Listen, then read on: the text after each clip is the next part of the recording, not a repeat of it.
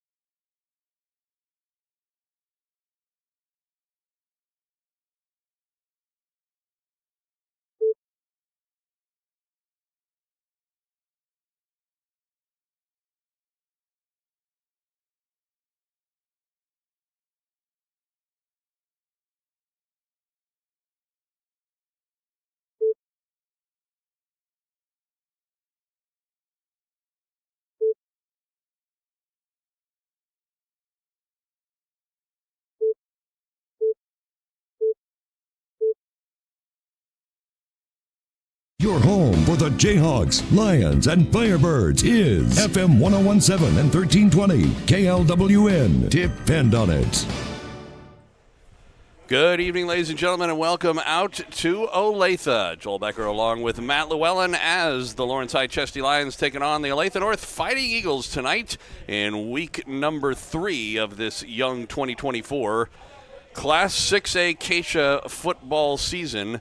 The Chesty Lions come into the game at 2-0 after a couple of pretty impressive victories, 43-0 over Shawnee Mission South in the season opener, and then last week in a wild and woolly one.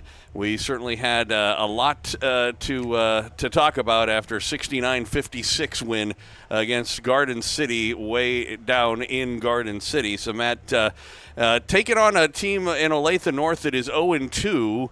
It would be a real easy game for the Chesty Lions to look right past, but I think the reputation of the Eagles is something that I think that they know better than to think that this week is going to be any less tough than any of the other ones. You're absolutely right. They've taken on 2 very, very tough opponents in Shawnee Mission Northwest and of course Rockhurst, the powerhouse private school in Kansas City, Missouri, and so. Yeah, Coach Bowen didn't let him do that. And this Olathe North team, I mean, they've been our traditional for a long, long, long time. One of our biggest rivalries when it was even just goes back to just Olathe High School. So Olathe North has always been a threat and just a great, great team coached by Coach McCartney, who's been here for, I believe he's been here for 26 years, if not longer than that. I don't know how not all of those as the head coach, but he's been here at Olathe North forever. And Olathe North, as I've said before, is very much like Lawrence High School. It's a very diverse school, very loyal school. It's like they have a phrase here that's you're in high school once, but you're an Eagle forever, and they mean it. And you look around the faculty and the coaching staff and everybody who's involved with this school. They're all Olathe North grads. I mean, it has a ton of those, very much like Lawrence High does in our system.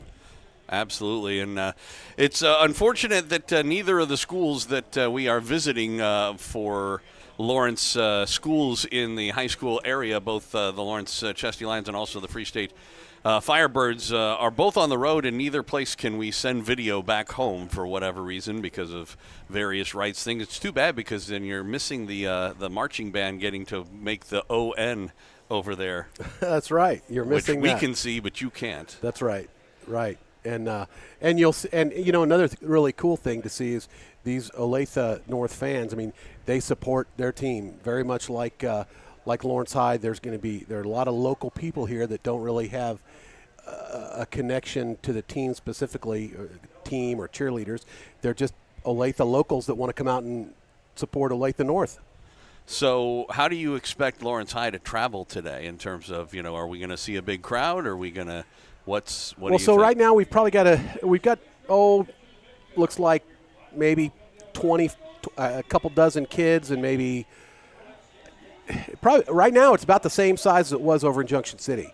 So I expect it to grow. We've still got 12 minutes before kickoff, and so hopefully it gets a lot bigger than that, being a 2-0 team and only 25 minutes from campus. You would hope that there would be a lot more Chesty's represented here, but I will let you know. I would hope, again, I'd hope that it would be bigger than what it is right now, but we'll see. Yeah, we'll see how it goes. It is a little warm out here today, and so that might stop some people, but they're going to be in the shade, almost fully in the shade by kickoff, and that would make me want to come out to a football game. Absolutely. All right, so what are you expecting today? Now that you've seen this team play a couple of weeks, the Lions, of course, I'm referring to. What would you like to see this week when they take on this Olathe North Fighting Eagles team? I am guessing it's going to be a very balanced attack, and we've seen every starting first play of every half has been 2 Taj Edwards runs and then a pass. And so I will be very curious to see if that's how they go again today, because, that's a very easy thing to spot out on tape. And so for the first 4 halves of the season, we've seen that. And I'm guessing that Clint is probably going to change that up a little bit. But again, I look to see a balanced attack. Taj Edwards is no longer a unknown.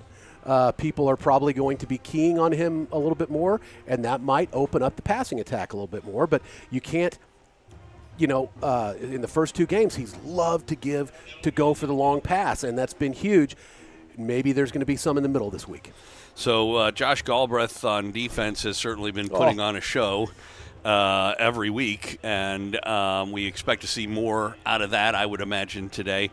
But of all the people on either side of the ball, who do you want to see step up a little bit more? Who would you like to see put some more numbers up, maybe compared to what they've been doing? Well, let me tell you whose number I really want to call, and that's number 11, and that's Hendricks. He got a little banged up last week. He seemed to be okay in practice this week. He seemed to be working on the defense pretty hard. But Wyatt, just a junior.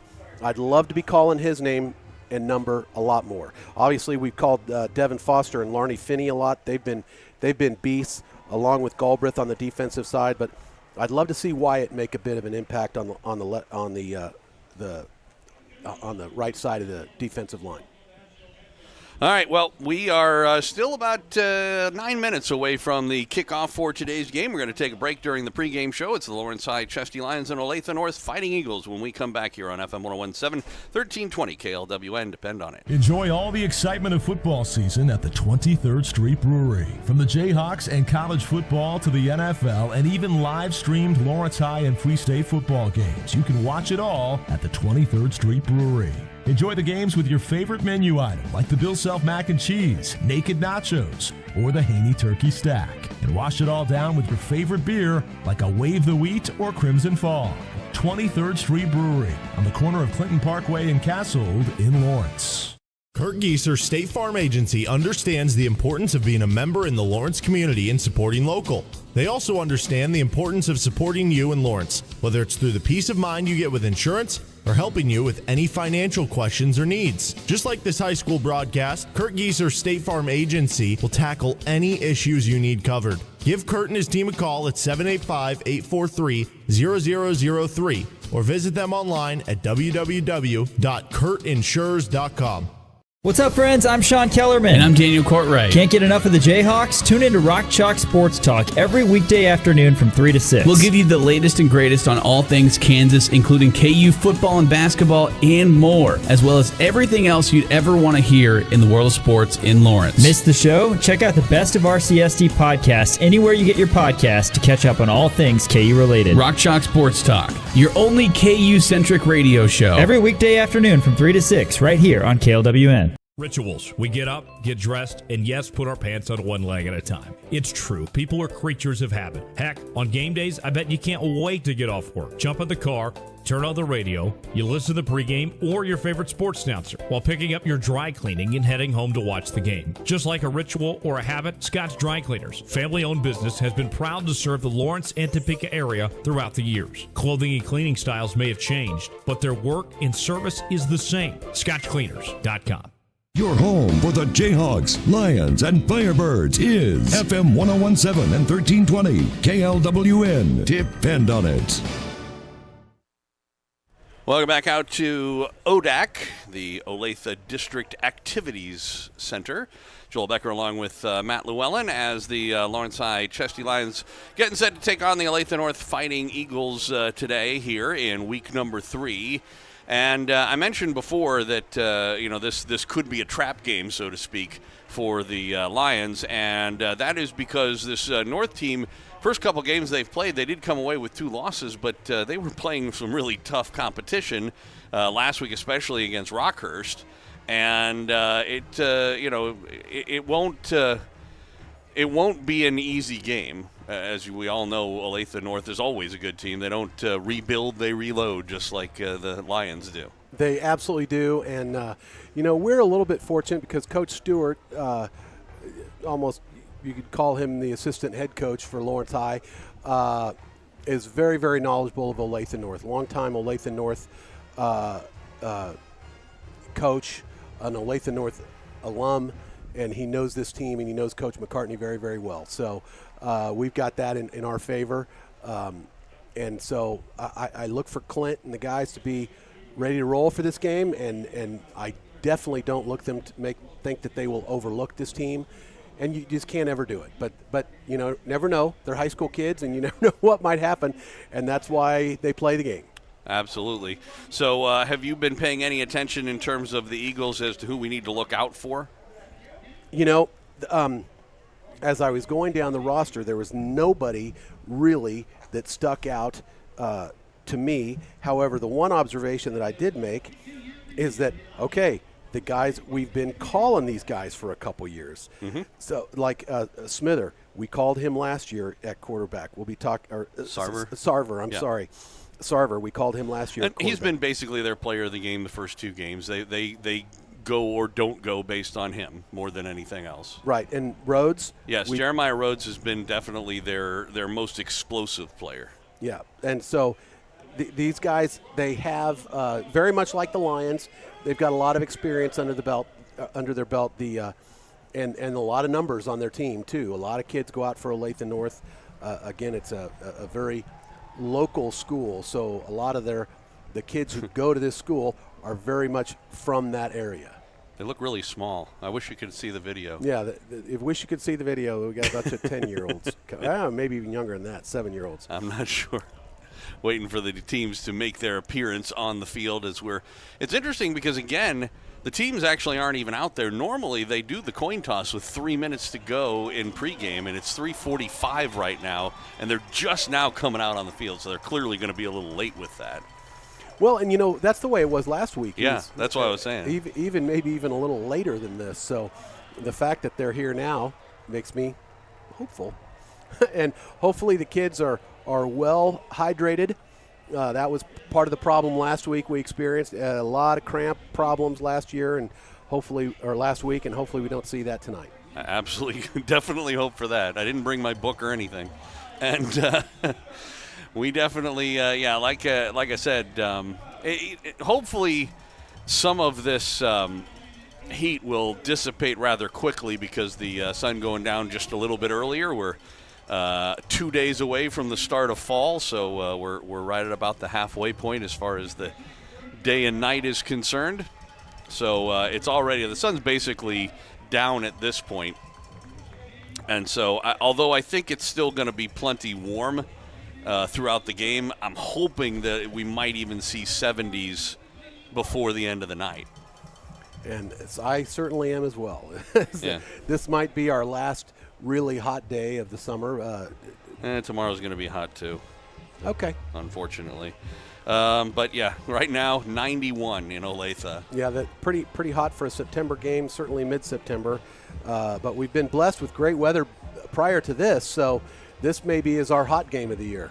Yeah, absolutely. And you think, during warm-ups, Lawrence High really was warming up in the sun while Olathe North got the shade, and so you thought that was a huge advantage for the Eagles because they didn't have to get as hot as the Lions did. But looks like they're getting ready to come out for the coin toss now. So Joel, I'll let you take that from here. Well, thank you so much. And the captain's lining up. It's interesting. I always noticed on the Missouri side, different teams did different things when it came time for the coin toss, where, there were teams where they would literally bring their entire team out for the coin toss. They'd be standing at the hash marks where the captains were at the front. There were few that would bring out maybe only their seniors. But here it's just the 4 captains. And, of course, both quarterbacks on either side. You got Bowens and Sarver, who are sort of across from each other. And you trying to tell me who the captains are? Yes. Oh, that was very nice. Try to. They're doing their little spiel beforehand. One thing that is different here is that the coaches don't go out with them. In Missouri, they make the coaches listen to this spiel about sportsmanship, and then they send them away, and they do the coin toss. I don't know, maybe they're a little out. So, obviously, the Lions get to actually call. And I can't tell you what they did call, but I can tell you that the flip was made, and they're talking to Olathe North. So I would say that the Lions lost the toss. Let's see what they do. Waiting for the man in the white hat to tell us. So the Eagles won the toss, and they actually decided to receive. So we're going to see J-Mo Sarver and this Eagle offense when we come back. Opening kickoff is coming up right around the corner. It's the Lions and the Eagles from Olathe North right here on FM 101.7 and 1320 KLWN. Depend on it. And just like that, it all comes down to this. 4th and goal. Matt, take yourself inside the huddle. What play are you calling? I'm saying, let's go to 23rd Street Brewery. Right now? Yeah. It's the biggest play of the game. No better time than that. There's no better spot to watch football than 23rd Street Brewery. We've got the Lions, the Firebirds, of course the Jayhawks, and all the NFL action. Well, we better get out of here fast to catch the ending of the game. Dibs on the Haney turkey stack. That's the 23rd Street Brewery, corner of Clinton Parkway and Castle. Your home for the Jayhawks, Lions, and Firebirds is FM 101.7 and 1320 KLWN. Depend on it. We are back live at ODAC. Does this stadium have a name? I was looking around to see if I... It is ODAC. Yeah, I know that the complex is called ODAC, but sometimes the fields, they give them names, but there's nothing on the scoreboard, so I would guess not. If they were going to, you would expect it to be Gene Weir or... something like that. Yeah, right. The long-time Olathe North and state championship winning football coach here at North. So Noah Richardson is getting ready to tee the ball up just a little off the left hash mark at the 40-yard line. Looks like it's Simmons and Rhodes back deep for this Eagle team. They're standing at about their own 6. Very, very little wind, if any, out here to start things off, and it's a pooch kick. As he kicks it toward the sideline, it's going to go right out of bounds, which is not good for the Lions, and it'll be good field position to start things off for the Eagles. Yeah, ball went right by Clint Bowen, and he kind of had a little disgusted look on his face, but that is where the Lions will start at about the 36-yard line. Well, if you remember last Eagles, week, excuse me. Yeah, if you remember last week, they had that onside kick, pooch kick, that actually was successful for them toward the end of the game. So yes. That was pretty. Maybe they thought, well, you know what? If they can do it, maybe we can. So the way this goes, by the way, it's a penalty when you kick it out of bounds like that, and the two options is to send them back 5 yards and make them kick it again, or normally you would get it at the 40-yard line, but if the ball goes out of bounds beyond the 40, they give it to you where the ball went out of bounds, and it went out of bounds at the 41. So that is indeed where the Eagles will start things off from the left hash mark. Moving from the left to the right, they're in their home blacks, or that's probably really dark blue, actually, with red numbers and white trim, and they've decided to move the ball right to the middle of the field instead of the right hash mark, which is, I believe, up to the team. And J-Mo Sarver from the shotgun formation has twins on the left side, and the first down give is to his running back, Adger, and maybe 3 yards on it as he tried to go up the middle just a little bit to the right of center. It'll be second and down and long, second about 7. Yeah, and right into a big pile of Lions, and he just wasn't able to was able to push the pile a little bit, but that's all that happened on that play. Same formation for the second down play, and they give it to Edger again, trying the right side. He was able to break a tackle, got across the 45 to the 47 before he was tackled by a host of Lions led by Ben Marker. And it'll be third down and about 4 from the 47. They need the 49 of the Lions. Just underway first quarter, no score in this game. And Larney Finney was in on that, and actually Wyatt Hendricks was right there as well. So we'll see what they do, dial up here on this 3rd and 4 play. Do they go to the air or keep it on the ground? Again, formation, and they do give it to Adger, and he was hit in the backfield and knocked back for a loss. Back at the 45-yard line, loss of about a yard, maybe 2. And how about that? Wyatt comes up big. With he heard you. He heard me. Tackle for loss. You're going to call that a tackle for loss there? Oh, yeah. Right up the middle, and Wyatt was right there to stop him. So nice job. Nice job making me look good down there, Wyatt Hendricks. So Jamo Sarver, the quarterback, is also their punter, and he is back in punting formation on this 4th down and 6, standing about his 31-yard line. And I believe it looks like Ethan Curry back deep for the Lions. He is at his own 23, and a high snap gets over him. Sarver will step into it. Left-footed kick, line drive. It's short. It takes a eagle bounce and goes out of bounds at about the 29, it looks like. And so not the best field position ever, but not bad for the Lions and Banks Bowen. And great gamesmanship, though, by Sarver. I mean, that could have been a disaster, but the Lions really weren't coming after him, so that gave him an opportunity to get the ball back there and then give it the rugby-style punt and took a very nice eagle bounce. So the Lions take over just shy of the 30-yard line. Lawrence high in their road whites with red numbers and black trim, black pants to go along with it. From the right to the left here in the first quarter on the first down play. And it's a throw to Becker. He lost the football, but it went right out of bounds. He made the catch and then fumbled it out of bounds as he went and made the turn. It goes out of bounds about the 33. It'll end up being a gain of 5, second down and 5. And as you mentioned, a little bit of a change-up, not a give to Taj Edwards instead of pass to Jackson Becker. How about that? And I know I did not talk to Coach about the plays. He wouldn't have told me if I had. No. Or would have told you something wrong. Interesting about that play, Becker to the near side here, it appeared that he had the catch, but he was just bobbling it enough that maybe that ball got kicked out after he made the catch. But he might have bobbled it, but whatever it was, they are calling it a 5-yard gain for Becker. I think what they were actually discussing was whether or not he was able to fumble it forward, whether or not they would get the where they were going to mark it. So second down and 5, marked at the 34, and it is a give this time to Edwards. He got to the line, and a good job on a little shoestring tackle there from the linebacker Vance Provost for the Eagles. And it's the gain, but only of a yard. It'll set up a third down and 4, so the Lions in the same spot as the Eagles were on their first set of downs here. And nice for Taj to get that 1 yard, because really it looked like the initial hit was made behind the line of scrimmage. Yeah, he was able to sidestep it just a bit, but the guy hung on to his ankle.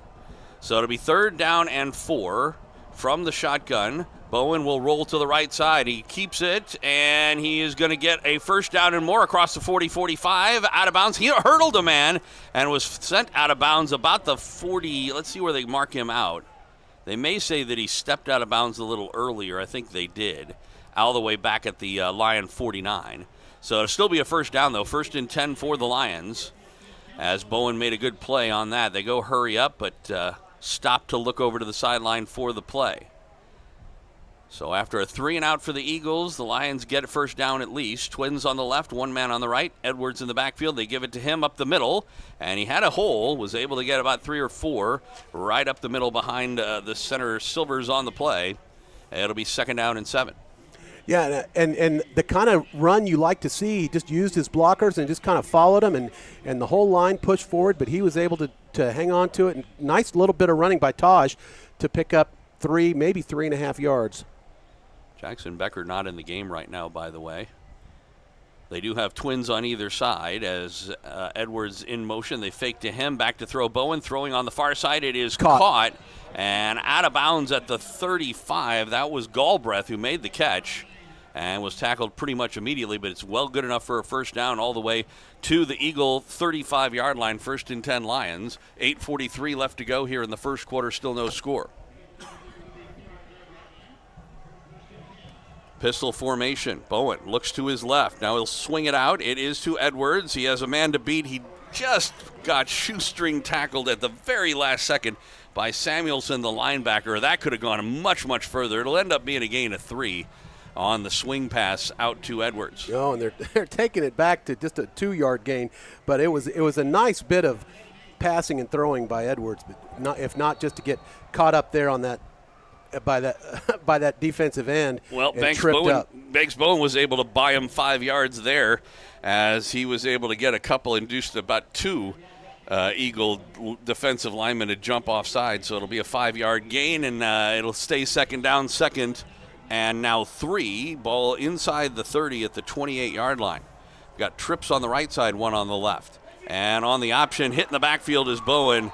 He's going to be knocked back for a loss, back to the 28-yard line. Good penetration on the play that time by Lamb, Johnny Lamb from the Eagles, and he had a couple of guys with him. I don't know if that was it looked to me like it was going to be an option play, but I tell you what, from a blocking standpoint, it almost seemed like they were expecting it to be a screen.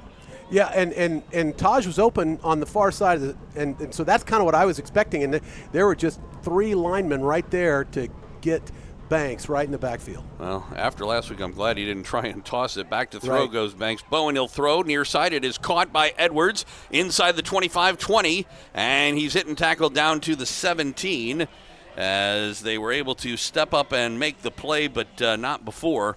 Taj Edwards gets him into the red zone for a 1st and 10 from the 19. Yeah, we'll call it 14 yards there by Taj, and so this is a little different kind of a look. There are short passes passing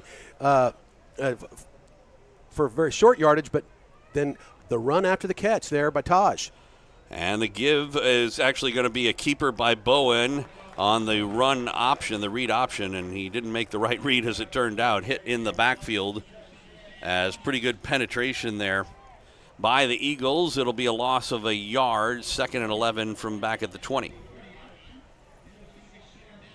Yeah, nothing really going there for had a couple of options, but good defensive play by the Eagles. Trips on the right from the shotgun. Bowen looking left side, throws left side. It is caught by Becker, who made a good job reaching back to make that snag, but it's only going to be good for about 5.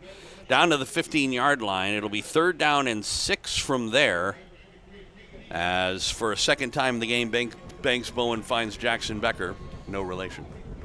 I got to say at least once a game. Well, you've met your quota. It's good to see him back in the game, though. I don't know if that was because of the fumble or if they, maybe hurt something on his hand or something like that, but he's back in on the near side all by himself. They've got twins on the right, an H-back, and Edwards to the right of Bowen on 3rd down. Back to throw. He's looking toward Becker, throws toward the end zone, and it is intercepted. Do they call it a catch? Yes, they did. Intercepted. It was Sam Simmons, who had really good position on Becker, and unfortunately not the best throw from Banks Bowen. He put it in a position where it was actually easier for the defender to get to it than for his own receiver. And so that's going to go down as an interception in the end zone and a touchback for the Eagles. Yeah, if he would have led him to the corner of the end zone, Becker would have had that all day long, but instead he put it more towards the 3-quarter mark of the end zone, and that was just enough for the defender to be basically in front of Becker, and Becker to not to have a chance to make a play on that ball. So they take over 1st and 10 from their own 20-yard line. Second offensive possession for the Eagles. As it turns out, neither team ends up scoring on their first, although a good drive. It's a keeper, and all the way up near the 30-yard line is Sarver.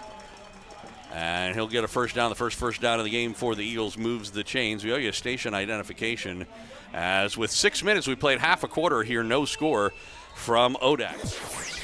1320 KLWN Lawrence and FM 1017 K269 GP Lawrence. Depend on it.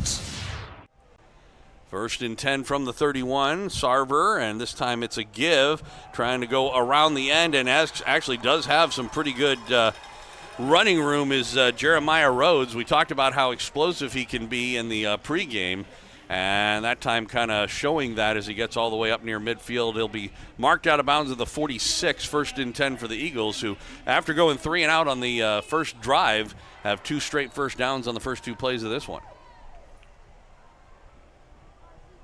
They go with split backs from the shotgun, and it will be again Rhodes, who spins his way out of one tackle and moves forward. Boy, he is a load to take down. Across the midfield stripe all the way down to the 47. A lot of fancy spinnings there. I caught at least 2 360s as he was trying to get away from Lions, and he did a pretty good job of it, picking up 7 there on first down. 6'1", 185 senior is what he's listed as. I'll tell you what, he looks bigger than that to me. A lot bigger in the chest and the shoulders for sure. And on the second down play, it is a give Adger this time. He makes a nice move to find a hole. Gets across the 45 down to about the 41. That'll move the chains again. It'll be 1st and 10 Eagles from the Lions 41. Yeah, if not for Jahir Johnson, it would have been even more than that. I mean, nice play by Jahir in the secondary. So again, 1st and 10. As they go from the shotgun with split backs, 1 to either side of Sarver. It's Rose, and now Adger. Rhodes goes in motion. They'll give it to Adger, looking for a hole up the middle, finds one. Good patient running as he gets down inside the 35 to the 33. And I tell you what, Adger's, after again getting stopped the first drive, the chances he's had on this one have been impressive. Yeah, he has. Both these Olathe North running backs, there's not a lot of reason, what we've seen right here on the second drive, for them to go to the pass at this point. And they give it to Adger again. Again, was patient looking for a hole. This time, a good job by Finney to close it down along with his defensive line teammates. He did get a yard, but not enough for a first down. It'll be 3rd and 1 from the 32. Probably in 4-down territory here. Yeah, but good penetration that time. Absolutely, and I'm guessing that Ethan Curry is on him. And it's Ethan Curry's job to keep an eye on Adger and not let him get very far, because he was right up there along with Finney. And it is a give, and again Adger, and he breaks one tackle, was taken down, but falls forward to the 30. It should be good enough for a first down. As that's been the thing that might be the most disconcerting about this drive so far, has been that generally the Eagles are not going down on first contact.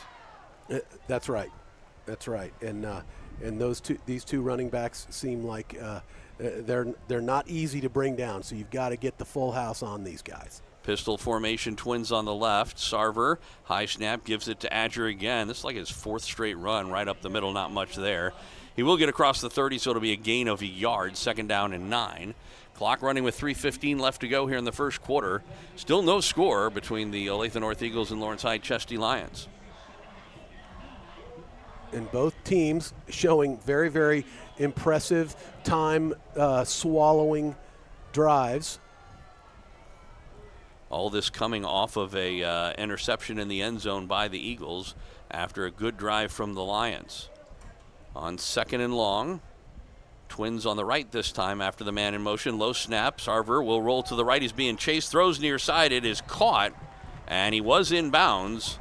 Caught on the near side by Simmons, who was also the guy who made the interception. By the way, I noticed when I was doing this depth chart that there's a decent amount of guys on the Eagles team that do play both sides of the ball, and Simmons is one of them. He made the catch on the near side, good for about 8 yards. It'll be 3rd, in about 2. They go split backs this time with Rhodes and Adger. Twins on the left. And it'll be Adger with Rhodes the lead block. Adger cuts inside. He was hit at the line. I don't think he's going to get it. No, they're not going to give it to him. And 22, he gains nothing. That'll be a no-gain play. And it'll set up a 4th down and 2.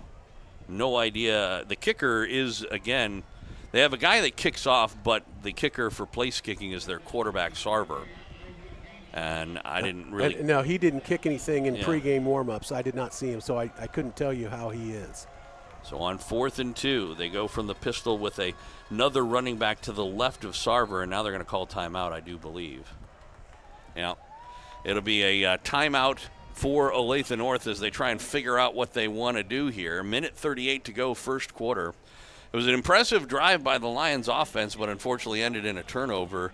And now their defense is being pushed back a little bit by this Eagle offense. Yeah, but, nothing has broken.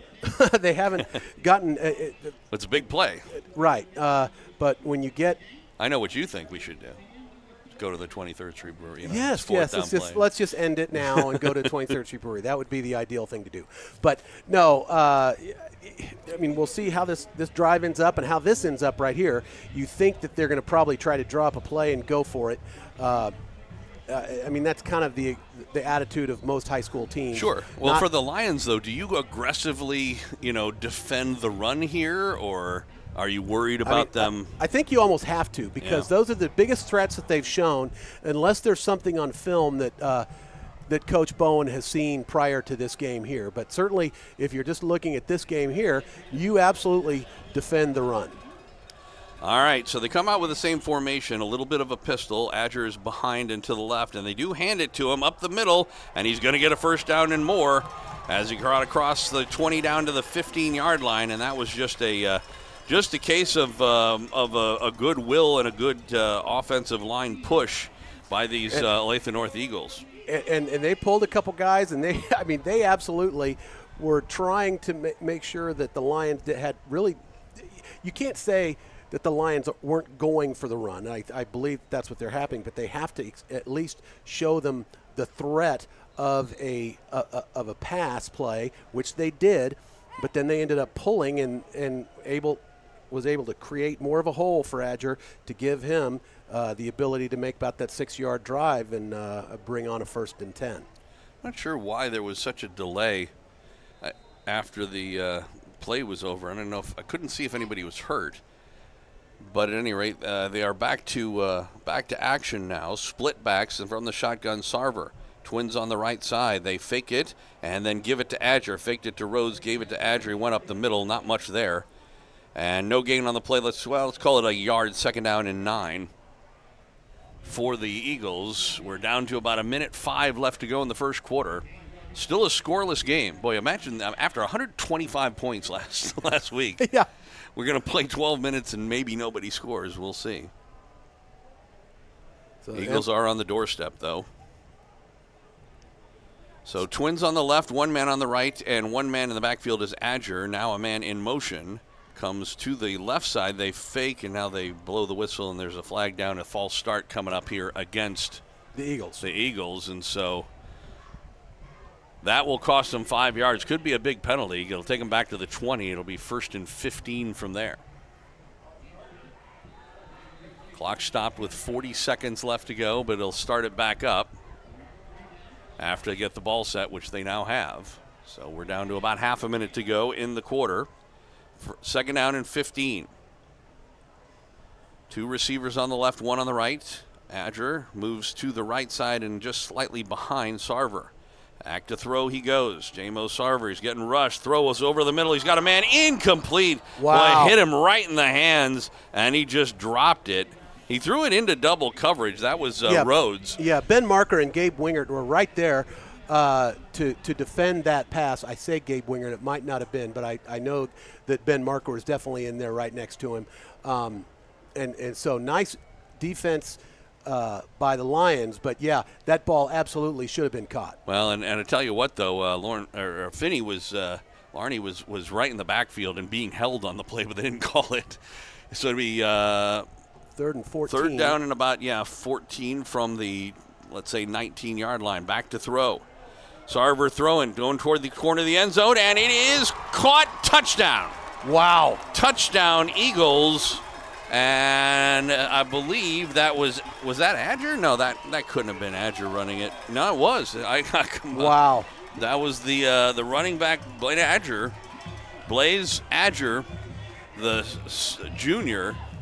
Just absolutely phenomenal. Just a great pass, and that something. Oh boy, is it coming back? I think it may be. Yep, a call. Oh boy, against the Eagles. Believe it was, and based on the place of the ball, it must have been a hold. Yeah, it's a 10-yard penalty, so it was a holding call. And I tell you, I wasn't watching that at all. I was watching the the receiver to see if he'd make the catch, and boy, did he. But Huge break. Coming back, huge break for the Lions. That's going to bring up third and a gang load. Looks like about 25. So with 7 seconds left to go in the quarter, back to throw Sarver. He's getting rushed up the middle. He was able to elude a man. Now he'll run up the middle. He's got some running room. He's down inside the 10, down inside the 5. Touchdown. Touchdown, Eagles, as J-Mo Sarver. And I tell you what, it was a one-on-one open field tackle opportunity, but the Lions unable to take him down, and he just waltzes into the end zone. Yeah, he had the blockers he needed. He saw the holes, and he took off, and that was enough for a big 30-yard touchdown run by that quarterback. And we can't. It's not going to be just the two powerful running backs. We're going to have to keep an eye on Sarver as well. So as it turns out, they score touchdowns on 2 consecutive plays. One of them was called back, and then they score another one. Even 10 yards further, Sarver, the left-footed kicker, and the kick is up, and it is good. That's the end of the first quarter of play that happens to coincide with the first points of the game as well. 7-0 our score. Olathe North with the lead here on FM 101.7 and 1320. KLWN, depend on it. Get your home back to pristine condition with Rainbow Restoration of Northeast Kansas. With the kids back in school, it's the perfect time for carpet cleaning. Our IICRC certified experts ensure your carpets and upholstery are free from germs and grime. Download the Neighborly app or call Rainbow Restoration at 785-371-2400 to easily connect with us and schedule your service today. Rainbow Restoration of Northeast Kansas, because it's not done until it's done right. Your home for the Jayhawks, Lions, and Firebirds is FM 101.7 and 1320 KLWN. Depend on it. Welcome back out to ODAC. Joel Becker and Matt Llewellyn as the Lawrence High Chesty Lions trailing the Eagles from Olathe North 7-0 after 1 quarter of play. And I tell you what, if it was I could be wrong about this, but I am almost certain that this may be the first lead of the season for the Eagles. And they've got to be feeling a ton of confidence in this game right now. I know that you're correct in that first game. They did not lead at all. Yeah, and I don't think they led against and I don't think they led it all against Rockhurst either. That was a pretty lopsided win, as it turned out there too. So this, I believe, is the first lead of the season for the Eagles. As I mentioned, they do have another kicker. It's Jackhurst, who does their kickoffs, and he steps into this one, and it's a pretty deep kick back to about the 5-yard line, and coming up the near side, and a pretty good run for the Lions, and that was Taj Edwards. On the return, he'll get up to, let's see, they mark him at the 28-yard line, 1st and 10. The Lions offense moved the ball just fine their first time around. They just couldn't finish it off with the unfortunate Banks Bowen interception on what they were hoping would be a touchdown pass in the end zone. That's right, and they did. And, I mean, my goodness, it was an 11-play drive that took – I want to say it took 6 minutes off the clock for the Lions, certainly over 5. And ended up coming up empty, unfortunately. And came up empty. We'll see what they do here on their second offensive possession, trailing 7-0. And on a fake to Edwards, back to throw his Bowen. He doesn't see anything he likes. Now he'll back up. He'll throw one off the back foot. Wow. It's incomplete. I think he was trying to go to Price, but he was about 20 yards short. But he had Gabe Wingard wide open in the middle of the field. I cannot believe he did not see Gabe Wingard, because he was right there with nobody around him. But it almost looked like he just kind of threw that away. Gabe was on the far side, and Banks was coming to the near side, so he could have very possibly missed him. But, man, the white jerseys around the blue jerseys, it's pretty easy to see a white one. So 2nd down and 10 as they come out passing in both of their first 2 drives. Back to throw Bowen. He'll step up. Rolls to the left, throws, and incomplete. Boy, it was nearly possibly blocked or intercepted, but didn't at least do that. And ends up falling incomplete as he was looking for Chase Williams on that play. And came up a little short on the throw. So it'll be 3rd and 10 for the Lions. who after moving the ball in their first drive are in danger of a 3-and-out here. Twins on either side. Edwards in the backfield from the shotgun. Bowen with a man in motion. Back to throw. He's got time. Throws over the middle. It is caught. It's going to be a first down and more near side, and it's Wingard. And he was wide open again that time. Gets a first down across the 40. They'll mark him out of bounds all the way up to 44-yard line of the Lions. Yeah, so call it a 16-yard pass play, and nice job by Wingard to get that. They'll go with the option this time, and it's Bowen. He will keep it, and he'll get hit and tackled as he got across the 45 to about the 47. We'll see how much forward progress they gave him.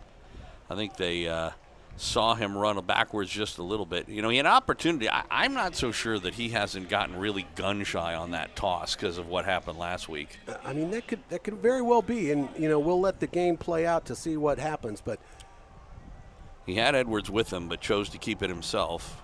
Edwards was probably a little more open. So it'll be 2nd down and 8. Twins on either side from the pistol. Back to throw. Throw it on the far side, and it is caught. Did he stay in bounds? Yes, he did. Up across midfield, and that was Jackson Becker with his 3rd catch of the day, 4th target. And it'll be 3rd down about 3 from the Eagle 49. Not sure if they're in 4-down territory here or not, right near midfield.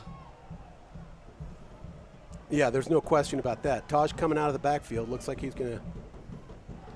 He'll set up in the slot on the left side, although Hendricks stays as an H-back in that general vicinity. Twins, now Edwards goes in motion. They fake it to him. It's Bowen, keeps it up the middle, and he wills his way through across to the 45 for a first down. He needed the 46, got to the 45, and wasn't going to be denied. And I like that play call, a little misdirection. You're thinking, okay, it's going to be a pass play.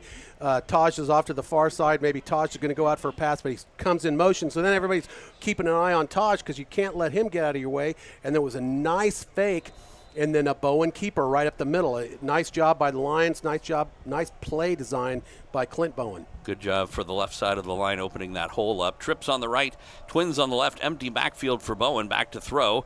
On first down, throws far side. It is caught. Wingert, he'll go out of bounds at the 39. It'll be a pickup of 6, 2nd down and 4. Was that Wingert?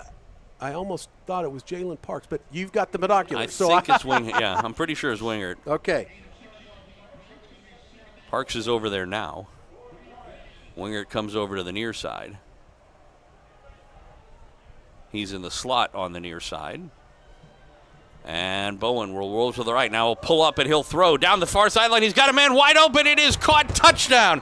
Touchdown, Price. Kayvon Price, and Bowen is the reason why that play won. He had everybody in the place fooled. You thought he was going to keep it. I mean, it looked maybe an option play. It was going to be a short play no matter what, and Kayvon Price was wide open, and Bowen threw a strike to him for the TD for Lawrence High. Lawrence High gets on the board. Boy, what? Talk about a blown coverage, because they just absolutely forgot about him. He was wide open. Nobody within 20 yards of him. So call that a 39-yard pass play to Kayvon Price. Richardson for the extra point. Banks did a good job of getting it down on a bit of a low snap, and Richardson boots it through. And with 9:50 left to go first half, the Chesty Lions have tied things up. We're even up at 7 apiece. Back with a kickoff after this on FM 101.7 and 1320 KLWN. Depend on it. What's up, friends? I'm Sean Kellerman. And I'm Daniel Courtwright. Can't get enough of the Jayhawks? Tune in to Rock Chalk Sports Talk every weekday afternoon from 3 to 6. We'll give you the latest and greatest on all things Kansas, including KU football and basketball and more, as well as everything else you'd ever want to hear in the world of sports in Lawrence. Missed the show? Check out the Best of RCSD podcasts anywhere you get your podcasts to catch up on all things KU related. Rock Chalk Sports Talk, your only KU-centric radio show. Every weekday afternoon from 3 to 6 right here on KLWN. Your home for the Jayhawks, Lions, and Firebirds is FM 101.7 and 1320 KLWN. Depend on it. 8 plays, 72 yards for the Lawrence High Chesty Lions on a terrific answer to the initial scoring drive by the Eagles. And as you mentioned, it's capped off by a 39-year-old strike from Banks Bowen to Kayvon Price. with a little bit of misdirection thrown in. A lot of misdirection. That will be a fun play to watch on film tomorrow. Richardson will again, it's another onside kick, but this one's not going to go the 10 yards that it needs to. And is fallen on by the Eagles at the Lion 46-yard line. So great field position for Olathe North. And Noah Richardson having a hard time this evening so far on these kickoffs. Yeah, and you never know what that could be the cause of today. Probably a little bit more humid than it has been all week long. You know, they had to practice that this week. It could also just be that they're scared of the return men, Jeremiah Rhodes and Sam Simmons. And Rhodes does have a return for a touchdown against Rockers, so that's something at least. All right, so we'll see if the Lions defense makes any adjustments here. They were 3 and out the first drive were the Eagles, but then were able to drive down the field against the Lions the second time around. And on play action, rolling to the right side, Sarver. He will throw, and it is down the right side, but overthrown. And thank goodness, because now Kayvon Price was right there close to him. Or excuse me, Jalen Parks was right next to him. But had that ball been on target, that would have probably been 6 points. He had about 2 steps on him, but it was overthrown and a little behind him too. So Sam Simmons, he's been open a couple of times for the Eagles. It sets up a 2nd down and 10. Clock stopped with 9:44 to go first half. 7-all the score. Twins on the right, one on the left. Adger in the backfield, just a step behind Sarver. On 2nd down, they will give it to him, trying to find a hole on the left side. He does, bounces off one tackle. It takes about 3 Lions to get him down. He'll be down to about the 43-yard line of the Lions. Looks like they may give him the 42. It'll set up a 3rd down and long. 3rd down about 6 from there. Tell you what, that was a lot for a 4-yard gain, wasn't it? Sure was. So 3rd and long. We'll see if they come with pressure. They do send the blitz in, coming after Sarver. He rolls to his left side, still with the ball, throws on the near side, and it is caught. Caught inside the 20, Rhodes with the catch at about the 18-yard line. He was able to beat Kelsey on the play. And that, for a second time, was really J-Mo Sarver just extending the play, as they had good, penetration and good pressure, but they couldn't get to him. And I kept my eye on the quarterback and Devin Foster, as Devin was really chasing him down big, but a mean block thrown against Devin right before he hit the quarterback. Big hole in the left side for Adger, and he waltzes into the end zone. Touchdown. Wow. Touchdown Eagles, almost untouched. They got him like at about maybe the 1, but just barely, as he was able to come in from 18 yards out. Boy, that's about as big a hole as you'll see on the left side of the offensive line for the Olathe North Eagles. Yeah, it really was. It's a good game play, and just able to pick up a ton of yards there for that Eagles touchdown. So, extra point, like I said, the quarterback Sarver kicks the extra points out of the hold of Wyatt Flood. Snap back, ball down, kick up, high, long, and it is good. So, 8:48 left to go in the second quarter. Teams are trading touchdowns after 1 3-and-out and an interception. It has been touchdown, touchdown, touchdown. 14-7 our score, with the Eagles on top of the Lions. But the Lions will get the ball when we come back here on FM 101.7 and 1320 KLWN. Depend on it. Sigler Pharmacy believes that being a local Lawrence pharmacy means providing personalized healthcare services. Sigler is always striving to make your experience simple and easy. Did you know that Sigler Pharmacy has a new app? From your phone, you can text your pharmacist, manage medication refills, and set reminders. Download it from the Apple App Store or Google Play. Visit SiglerPharmacy.com or stop by any location to learn more. Your home for the Jayhawks, Lions, and Firebirds is FM 101.7 and 1320 KLWN. Depend on it. Welcome back to ODEC. Joel Becker along with Matt Llewellyn as the Lawrence High Chesty Lions for the second time in the game, down a touchdown 14-7. We're still early on here in the second quarter, 8:48 left to go in the half. And they'll be looking for hopefully some good field position after a return. as they wait for this kick from Brandon Jackhurst, who steps from the middle of the field and kicks it to the near side, and it's taken again by Edwards about the 4-yard line. Up the near side, got to the 20, but not much further than that, maybe the 21 for Taj Edwards.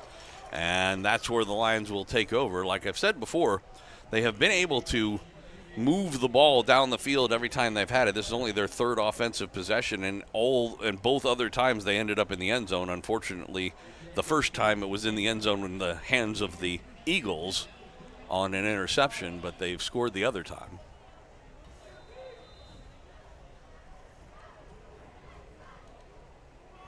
So they come out in a pistol formation with twins on the left side, one man on the right. And it's a give to Taj Edwards, trying to find some room up the middle. He was swarmed under and pushed back after a gain of maybe a half a yard or a yard or so to the 22, second down and long from there. They gave him the 23, so let's call it 2nd and 8.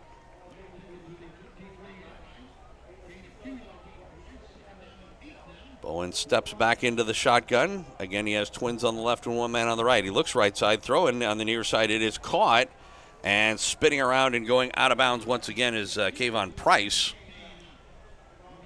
who really badly hurt his average per yard catch from that, because it went from 39 to that one, but it still moves the chains. 1st and 10. Yeah, still 11-yard pickup there for Kayvon. Yeah, I know, and it drops his average in half. On first down, looking on the far side, on the wide receiver screen, it is caught, and it is Wingert. And he's able to get a first down and more up across near midfield. They marked him down at the Lion 49. But a couple of quick passes for Banks Bowen, and the Lions moving down the field. Call it 15 yards there for Gabe. It will be 1st and 10 for Lawrence. Wing back on the left side this time. Edwards to the right. And they fake to him, back to throw. Bowen with time, throws far side, caught Becker, and knocked out of bounds as he gets inside the 40 to the 38-yard line. Jackson Becker with a nice little pitch and catch from Banks Bowen. He's got that 5-yard thing going, does Becker. He got 5 on his first 3 catches, and this time he got 3 times 5. So 15 yards there for Becker, bringing up the first down. Clock stopped with 7:48 left to go in the first half of play. They go pistol with a wing back on the right side, and trying to follow him is Edwards on the give. Boy, a helmet comes flying out of the pile. And there's a flag. I think somebody may have actually thrown that helmet. Yeah. It was Edwards' helmet. And Banks wasn't happy, and he pointed to the referee immediately, and the referee came up the field and saw something and then threw the flag after by the direction of Banks Bowen. So let's see. It is a personal foul, face mask. Wow, okay. Again. So apparently he grabbed the face mask and actually ripped the whole helmet off. That's a tough one. I tell you what, you do that in hockey, you get thrown out of the game. Well, that's one way to get a first down. So it adds 15 yards to what would have been about a 2-yard gain. So the penalty sends it to the 22, 23-yard line. It'll be 1st and 10 for the Lions as they send 3 receivers out on the right side. Edwards still in the backfield. Man in motion. And back to throw. Bowen looking left side. Doesn't have anybody to throw to. Now he throws them down toward the end zone, and it is incomplete. Very close to being intercepted, but also close to a touchdown as Chase Williams was, that was Turner Julesgaard on the route. And I couldn't tell who that was for the Eagles, who jumped up and almost basically broke it up. Yeah, it did break it up, and Julesgaard was there in the end zone, but nice defensive play by the D-back for the Eagles. So it'll be 2nd down and 10, just outside of the red zone at the 23. Julesgaard is in the slot on the left side along with Jackson Becker and Curry. Looks like it's made a timeout. They're going to just call timeout. They weren't really sure what they wanted to do, and the play clock was starting to get down low.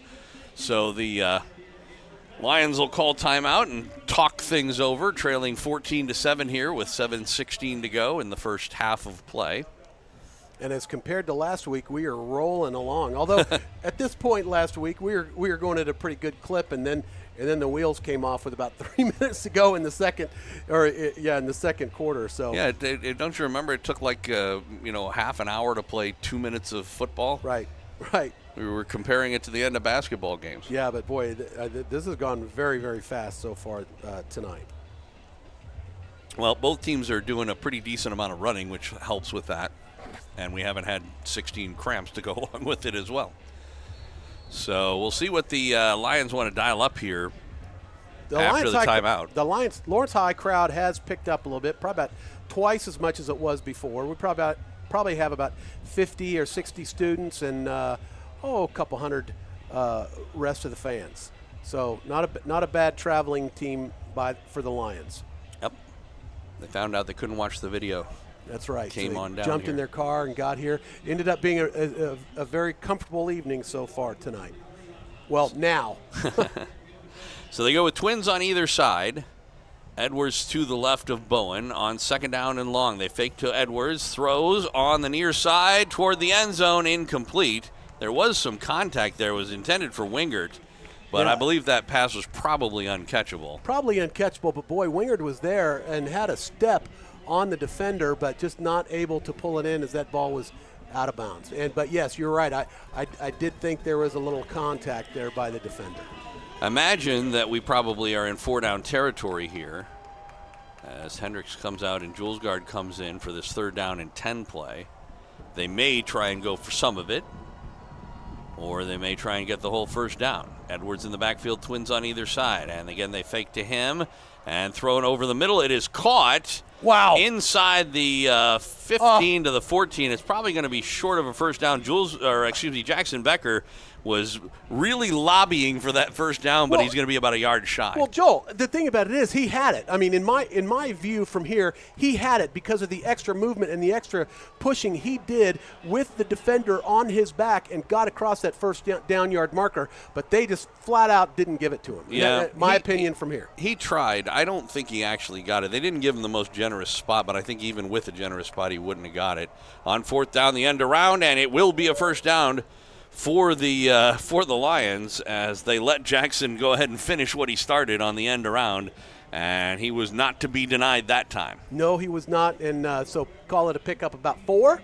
Yeah. Okay, thanks. So the ball's at the 12-yard line, 1st and 10. They can get a first down without getting a touchdown, can the Lions. We've still got half of the second quarter to go, 6:20. Lawrence High looking to tie things up at 14. It's 14-7 right now as Bowen sends his receivers out on the right side. They're twins that way. Fakes and a throw over on the far side. It is caught and hit and tackled down inside the 10 near the 5. That was Parks. Jalen Parks on the catch. They're going to give him the 5, it looks like. Man, let's call it the 6. It'll be 2nd down and about 3 from there. As again, I said that you can get a first down without getting a touchdown here. And nice pickup and run there by Jalen Parks. They got a clump of receivers out far on the right side. They look that direction, wide receiver screen. It is caught, and a nice stiff arm getting inside the 5. Wow. Still on his feet. Oh, my. Wingert this whole time, and he'll get to the 4. It'll that be still shy of a Galbraith. first down. Or you're right, that was Galbraith, excuse me. Wow, unbelievable that they only gave him that much. Yeah. I also thought he was down the first time he went down, but he popped up and they kept going. They may have ruled that he was down. And clearly we can't hear a whistle from up here, and there very possibly could have been, but it sure did seem like he got about 3 yards more than what the spot was. So they spot him at the 5. It's going to be 3rd down and 3 from there. They need the 2. Edwards to the left. Now a man in motion. That's Wingard. And Bowen rolling to the left side. He's got a man wide open. It's Wingard in the end zone, and it is caught. Touchdown. There's a flag down. It comes in late in the secondary. And it's not where holding usually is, but you never know.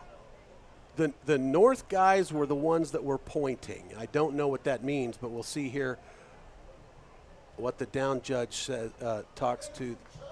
It didn't come from a place where you usually would see holding. It's going to be offensive pass interference against the Lions. And I was afraid of that. That's what it might have been, because Wingard was wide open. It was, but it didn't have anything to do with the play. It certainly didn't seem like it. No, right. I'm not so sure that I'm not saying it wasn't a good call. I'm just saying that it was irrelevant to the play. Unless it was about him getting open. No, it wasn't. That's what I'm saying. I was watching him the whole time. He didn't do anything. Somebody else might have. But he was basically left alone. He was in motion, if you remember, when he came across. Holy cow, so how long? It's a 15-yard penalty. My goodness. So the ball's back to the 20-yard line. It's third down still. Presumably they're in four-down territory here. Don't know what kind of a leg Richardson has, but based on his kickoffs, I wouldn't imagine much. Back to throw is Bowen. He is getting chased. Rolls out to the left side. He's looking. He will throw toward the end zone. Corner of the end zone, hit and incomplete. As I believe that was Galbraith he was looking for in the corner, who leapt up to get the ball. It was not Galbraith. It was Wingard. And it'll go for an incompletion. It'll be fourth down from the 20. And boy, that's unfortunate, because that ball was right there. He had to leap up for it, but had a defender on his back. Had he caught it, it would have been a picture postcard. Yeah, he never would have been catch. able to land in bounds even if he'd caught it because of the hit. I don't think. I only need to get it. Well, you never know, because it didn't happen either way. Incomplete pass. So it's fourth down and 18, and I believe the Lions are going to call timeout here and try and figure out what they want to do. It would be a 37-yard field goal. I have no idea what kind of a leg Richardson has, because we haven't really seen it this year. No, haven't seen it. And so, it's a tough situation. Defensively for the Eagles, it also is a bit tough. What do you do? Do you play prevent and stand on your own, goal line and just make sure they don't get in the end zone? Or are you worried if you do that, then you're going to end up with really bad field position even if you do stop them? However, they do have the lead currently, and they don't want to give that up. Yep, 4:38 left to go in this first half. And a much more traditional football game than we've seen in our first 2 weeks, wouldn't you say? I would agree with that. And that's kind of what you would expect from the Eagles and Lions. Although very, very balanced attack, as I kind of thought it would be by the Lions, but very run heavy by the Eagles. But here of late, the Eagles have shown that they have the ability to pass the ball. Well, you would imagine a pass here, although you never know. Trips on the left side, one man on the right. Edwards is in the backfield, so Bowen takes the snap and back to throw. He is going to get hit and sacked in the backfield back at the 30-yard line. Never had a chance to even – he looked like he might have been trying to find Edwards on a wheel route there, but he never could pull the trigger. Yeah, and you would think that the Eagles just kind of read that like a book. They thought pass, they played pass, and that's exactly what they got. Well, and Bakers had no time to do anything with that. Our line was not able to hold them at all.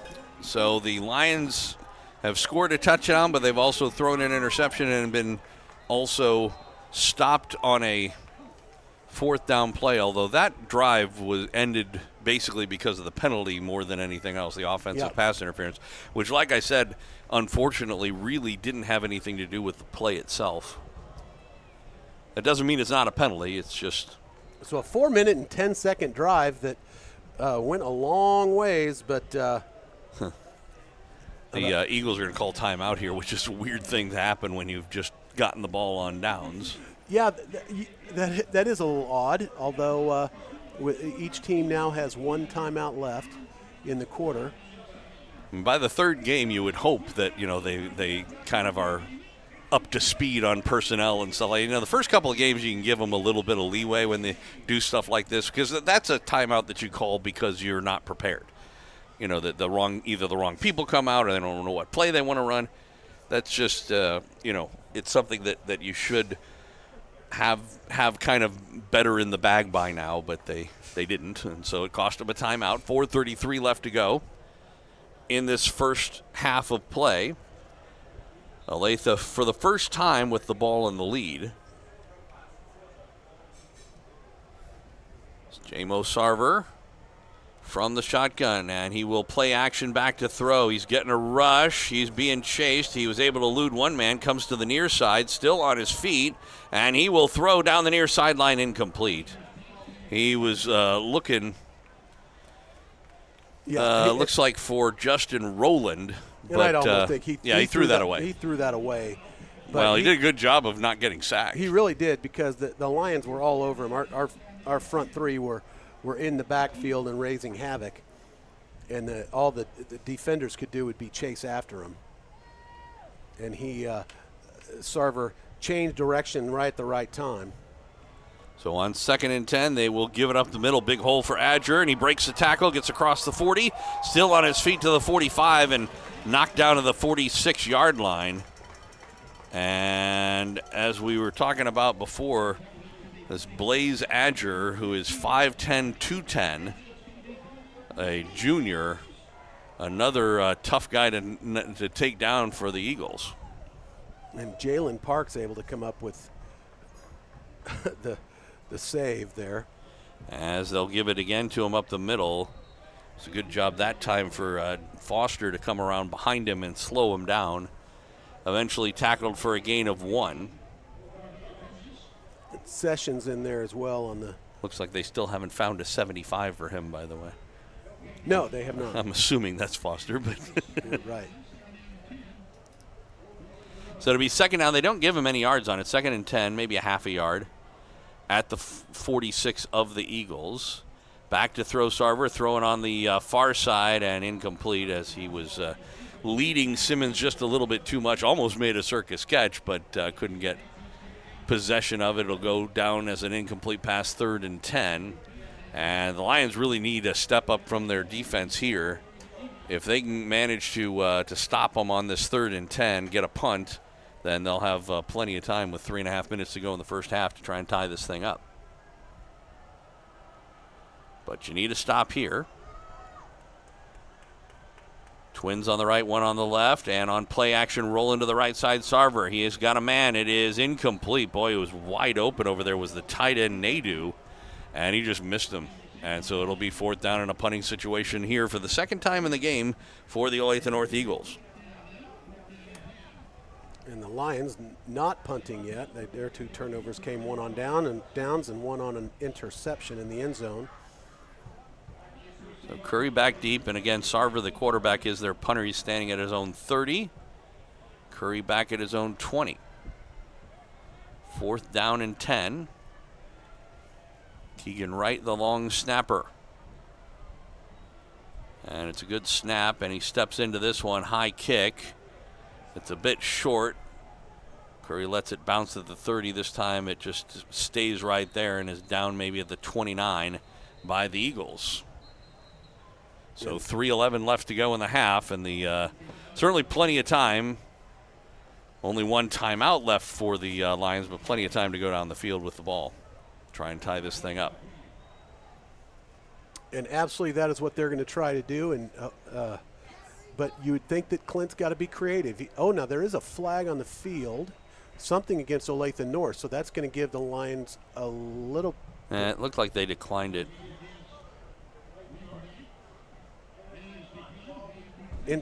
Yeah. So the ball stay right there on the 29-yard line.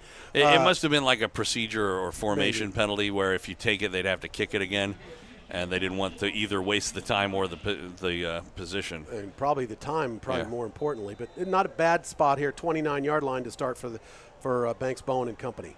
Pistol formation to start things out. Edwards will get the call on 1st down, and he's got a big hole up the middle across the 40, spins off a tackle, and across midfield to the 49 of the Eagles. It looks like they may mark him down at midfield. No, they are giving him, right midfield. Best run of the day for Taj Edwards. And really second best run of the year. Almost broke that one. Nice run by Taj, 21 yards. On 1st and 10. Lions look over to the sideline. They've got Twins on the left, one man on the right. Edwards in the pistol behind Banks Bowen on 1st and 10. He'll give it again to Edwards. Was able to sidestep one man, gets across into Eagle territory. Looks like they'll mark him down about the 47. So a pickup of 3, second down and 7. Clock is running with 2:35 left to go in the half. They start the play with the wrong number of players on the field for the Eagles, so that's why they get the whistle. And this will be a too many men penalty, so to speak, and it should give the Lions another 5 yards. I'm talking it over with the official. And it will be that, in fact, that call. 12 men on the field.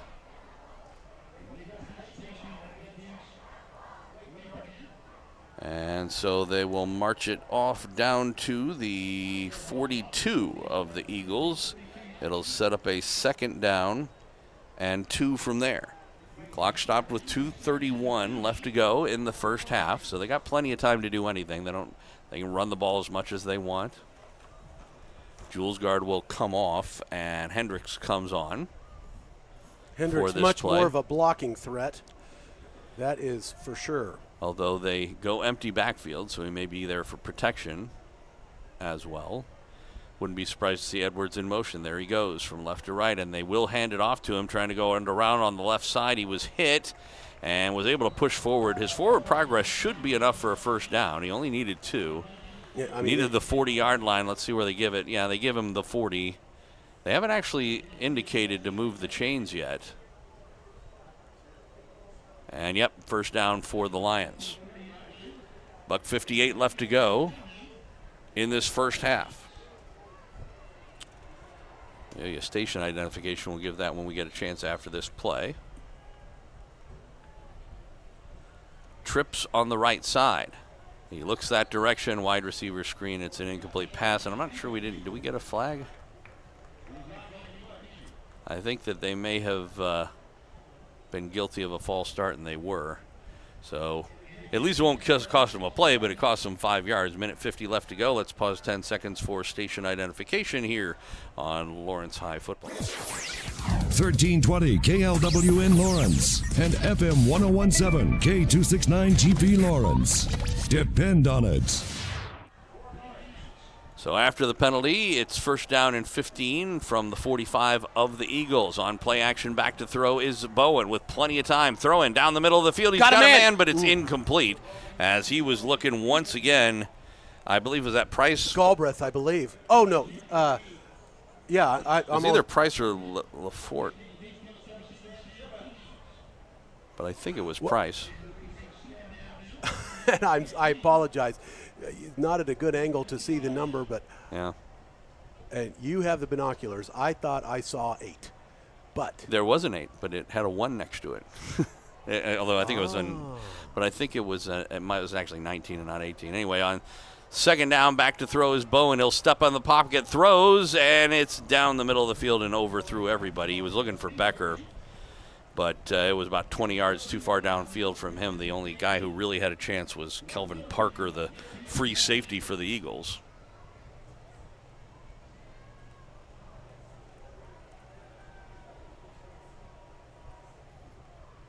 So it's going to be third down and 15. There's still 90 seconds left to go in the half. It's curious to know what the Lions are going to do here, because if you don't make any yards here, you're going to have to punt it away. And you don't want to give the ball back to the Eagles. If you get enough, you might be able to go for it. Back to throw on the quarterback keeper, and he's going to get a first down and more inside the 30, 25, leaps over a man and knocked out of bounds inside the 20 down to about the 16. Banks Bowen calls his own number, and boy, did he make good work out of that one. He made the right decision on that, did Banks, and able to, and just perfect read. They were not thinking he was going to tuck it under and run, but that's what he did. Good for about a 30-yard pickup. Well, and once again, give credit to the left side of the offensive line for opening up a hole for him to run through. First and 10 for the Lions. Ball on the 16-yard line. Looking left side, throwing near side, almost intercepted as he was going for Jackson Becker and the cornerback over there, which I believe, I'm not sure if that was Roland or maybe that might have been Wyatt Flood. I think it was Flood who jumped the route. Didn't quite get the ball, but did break it up. Clock stopped with 1:19 left to go in the first half. Lions trailing by a touchdown 14-7, but threatening in the red zone with the ball in the 16. Second down and 10. Twins on either side. Edwards in the backfield. Now a man in motion. Back to throw. And rolling to the right side is Bowen. He has no one to throw to, throws it away. Wise decision there by There's Banks. a flag at the very end of the play, though, in the end zone. Let's see what that is. It's in the area of pass interference. Well, at this point, you don't know who. Unfortunately, the Lions. Yeah, the only penalty on the Lions was an offensive pass interference, and that was extremely costly because that took 7 points off the board. It absolutely did. Here we go. Holding on the defense. Wow. Okay. Is the call, and so that's normally in high school a 10-yard penalty, which would give them a first down. Although it's inside, so I guess it's half the distance to the goal line. So I think what they're going to do is march it off at 9 yards. It's normally a 10-yard penalty. You know, in the pros, it's a 5-yard penalty and an automatic first down. But in high school, it's normally a 10-yard penalty. But because the ball was on like the 16, they bring it down to the 7. It'll be second down and 1 or 2 from there. So the down stays the same. It's not an automatic first down. But it's short. Back to throw Bowen, and he will throw it toward the end zone, and it was sort of up for grabs and incomplete. Yeah, really out of play. And it really looked like a forced throw. It was, looking for Edwards. Yeah. And into double coverage. I don't know. I mean, that was an interesting choice, to say the least. It was, but on, second down and 1, you think they've got a kind of a free play. But you've got to make a smart play this time and absolutely not have a penalty. Clock stopped at 1:09. Yep, still plenty of time, and they have the one timeout as well. So we'll see if they go after the first down here. They need just over a yard. And they will give it to Edwards, and he gets the first down and more into the end zone. Touchdown. Touchdown, Lions, Taj Edwards. Nice bit of running there by Taj, able just to tuck his head and run, get around the defenders, and get that touchdown for the Lions to potentially tie this thing up. 1:05 left to go in the half. Richardson out to try and tie the game. Out of the Banks, Bowen hold.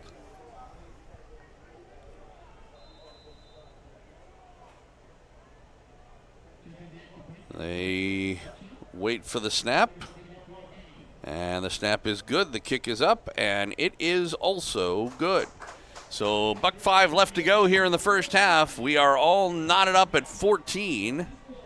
We shall take a break and come back for the kickoff right after this on FM 101.7 and 1320 KLWN. Depend on it. What's up, friends? I'm Sean Kellerman. And I'm Daniel Courtwright. Can't get enough of the Jayhawks? Tune in to Rock Chalk Sports Talk every weekday afternoon from 3 to 6. We'll give you the latest and greatest on all things Kansas, including KU football and basketball and more, as well as everything else you'd ever want to hear in the world of sports in Lawrence. Miss the show? Check out the Best of RCSD podcasts anywhere you get your podcasts to catch up on all things KU related. Rock Chalk Sports Talk, your only KU-centric radio show. Every weekday afternoon from 3 to 6, right here on KLWN.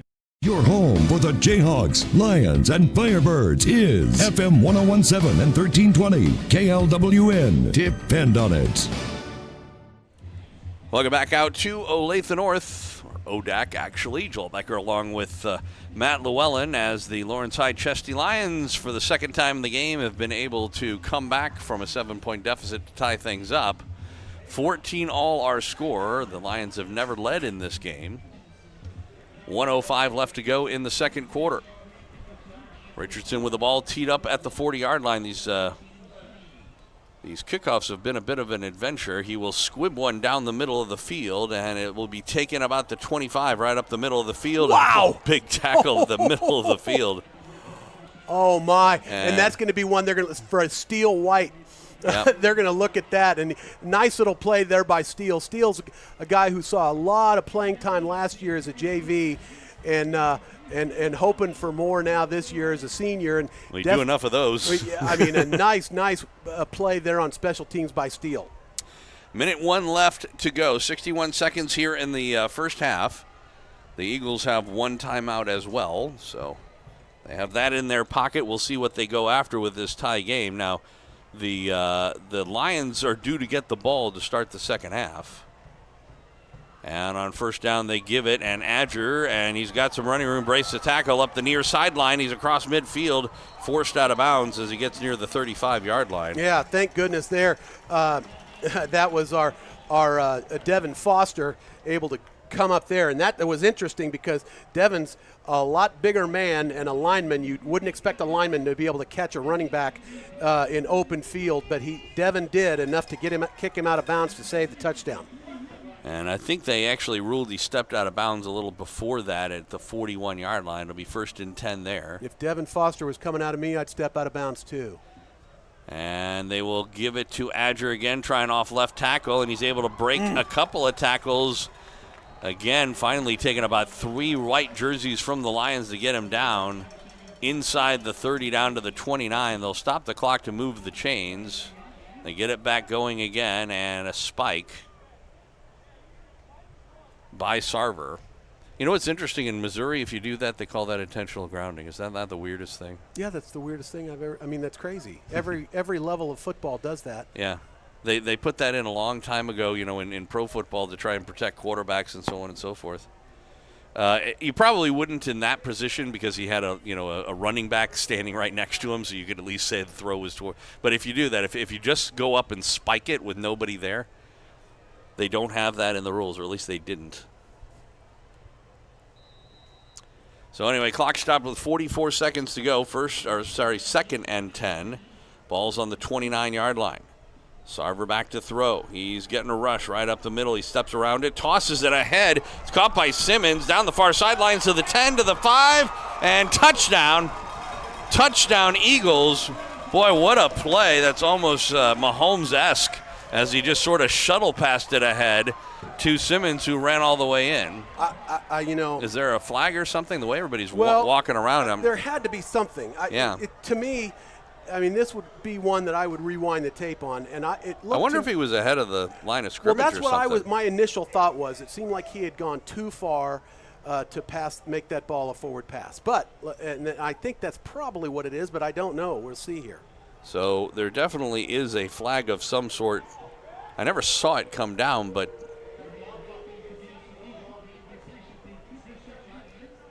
it's again. He indicated against the Lions. I don't know what that was. He pointed at, fisted his head. I've never seen that call before in my life. Either way, the touchdown's coming back. Yeah, so it's going to be 2nd down, though. 31 seconds to go in the quarter. Gave it to Adger up the middle, bounced off one man, hit from behind, and knocked down as he gets to the 24. Clock is still running with 20 seconds left to go. Like I said, they've got one timeout due the Eagles, and I think they're going to use it here. And Galbraith there on the stop. And you would think that this is the time on defense where Galbraith is going to come up big. We haven't really called his number much today. So. And I don't know if that's me or you, buddy. I don't know. So, me or you not calling Galbraith. Yeah. He hadn't really, hadn't given a three.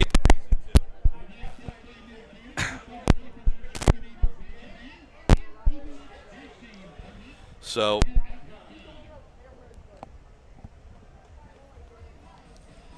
We've got, so recap, 14-14 in this tie game with 20 seconds left to go.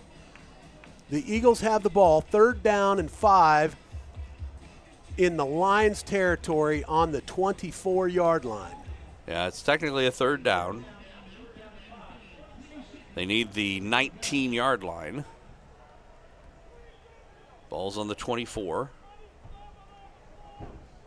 And I think they're actually going to change the clock. They're asking the clock to get reset to they're saying 27 seconds, which seems like there's no way 7 seconds ticked off that clock before they called timeout, but that's what they're putting. So 27 seconds on the clock.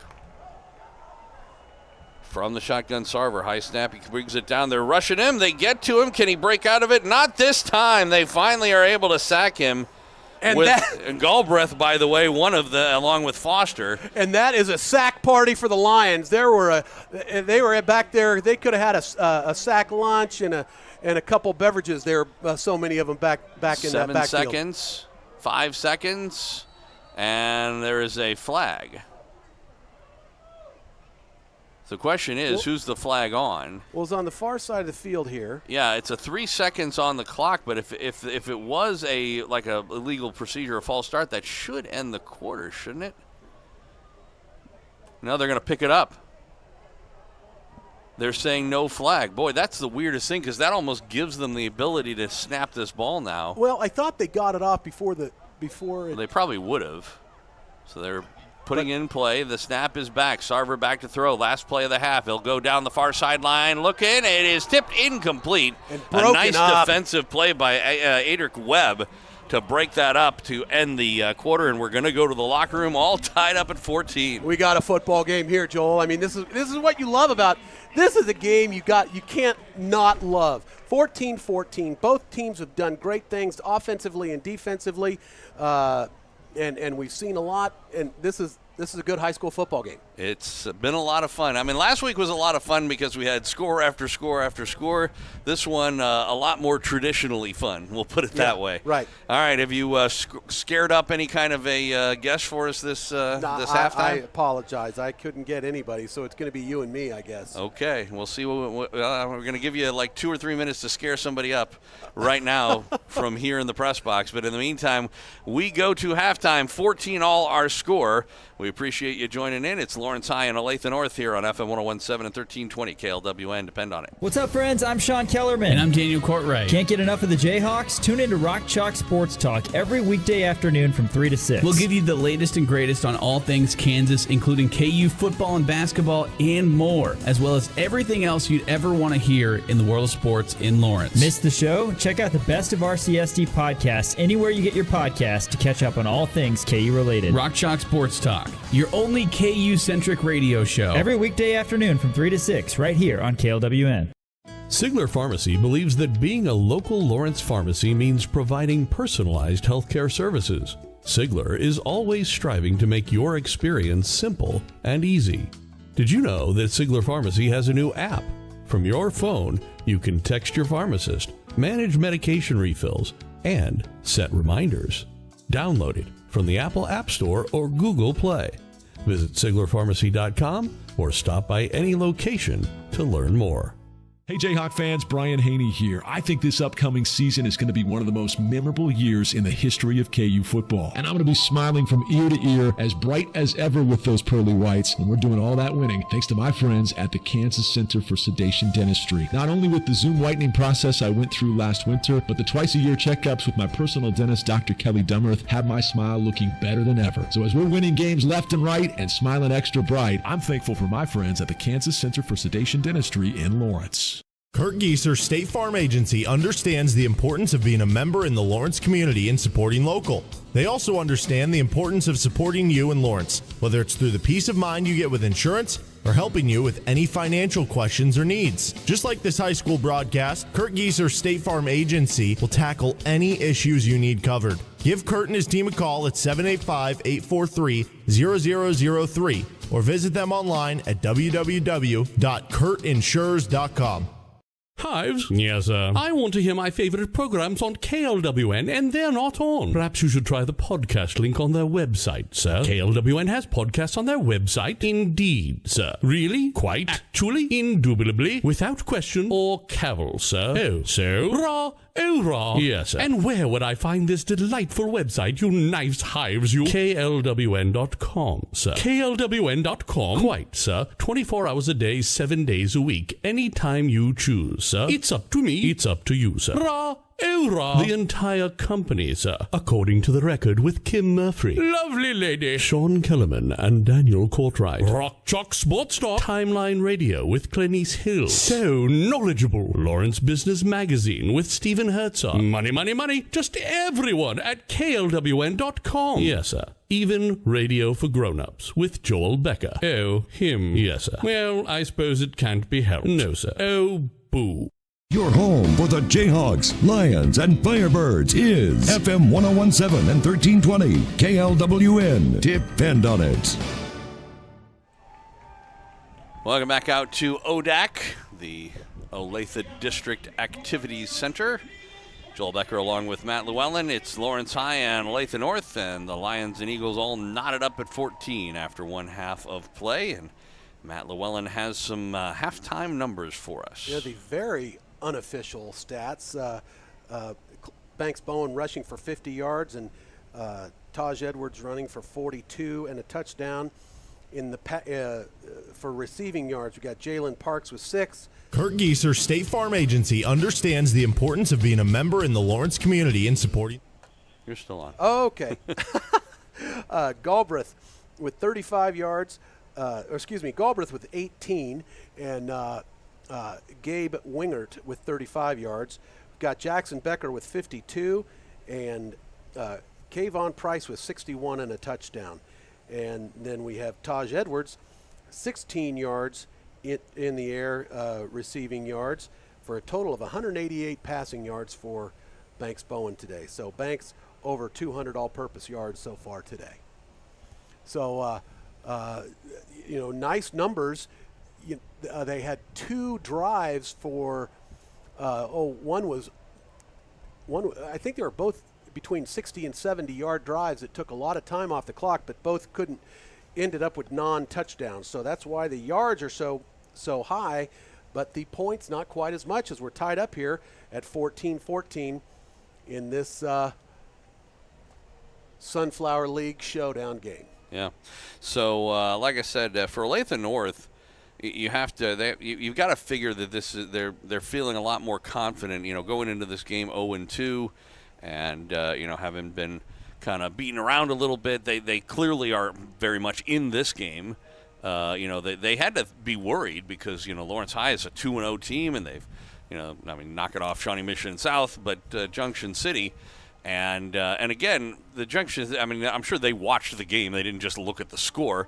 And so they know that, a good number of the points that were given up in that game were kind of fluky here and there. And so clearly the Lawrence High Lions have an offense to be reckoned with. If you're the Chesty Lions, I would be, more than anything else, I'd be concerned about the inability to stop the run so far in this half. Yeah, but you know what? They've got 2 powerful running backs, and both big boys.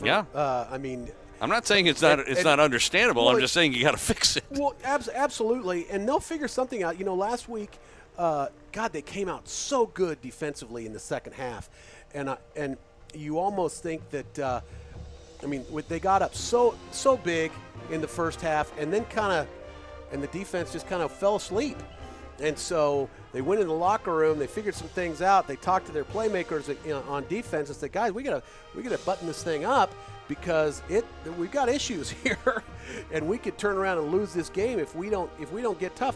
And that defense got so tough, and it looked like then it was getting into being a blowout game last week. But they figured out a way, and like you said, there were a couple fluky plays by the Lions and good plays by Junction City, brought them back.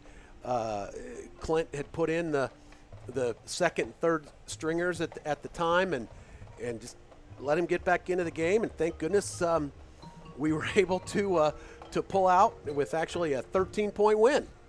So, did you ever get an update from Coach Bowen about exactly when he thought he probably should have brought the 2s and 3s in? I didn't ask him that question. I was surprised when I texted him a little bit after the game, and he said that, maybe I put my third stringers in a little bit, or second. I don't remember the exact text. Yeah, but 2s and 3s, I think, was what he said. Put in those guys a little bit early.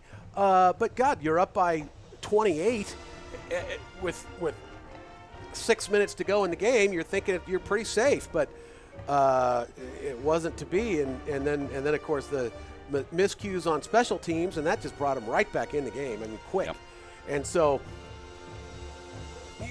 the Lions can clean up some things, but this is a different football game than what we've seen even the first 2 games. So much different because this Olathe North team is big.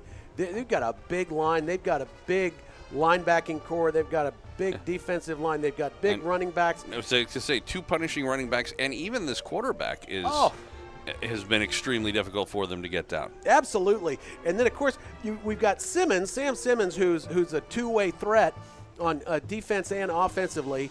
And I have not been able to get an answer, which leads me to believe I'm sure he is probably not related to Isaiah Simmons, who was the biggest standout since the outstanding running back here at Olathe North that won 2 state titles.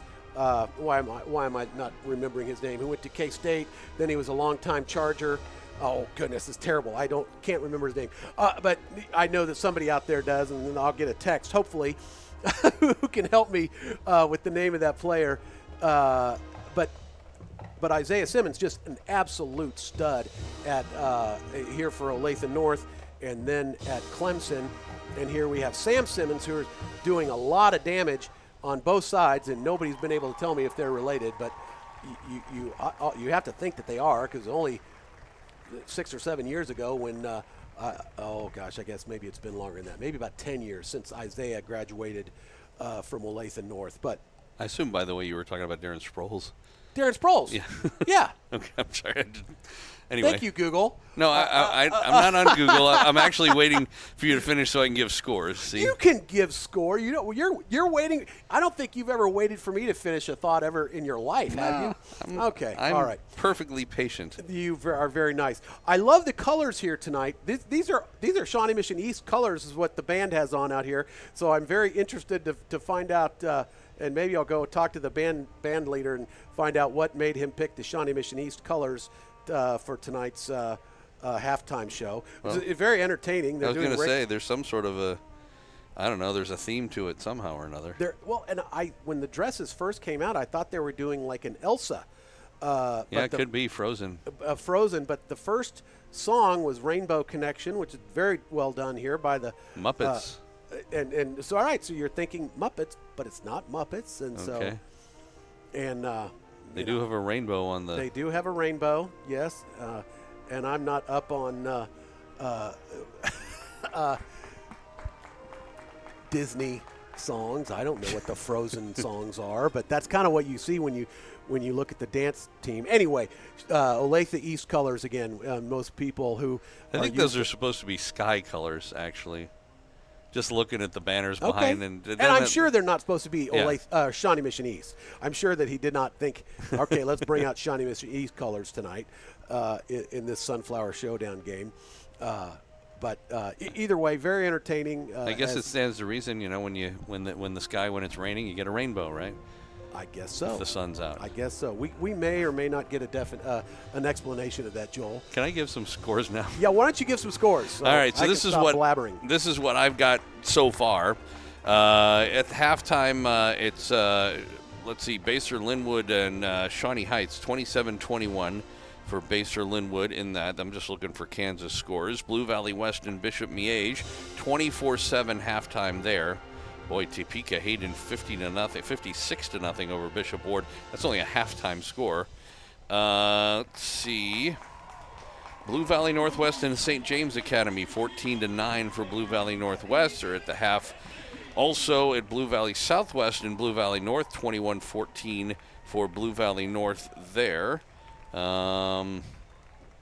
Let's see. And I want to give a shout out to my good buddy Mike Mondi, patriarch of the Mondi clan, who I absolutely love. Mike sent me a text and told me Darren Sproles. Okay, well, that's nice of him. Yeah. How hard does he hit?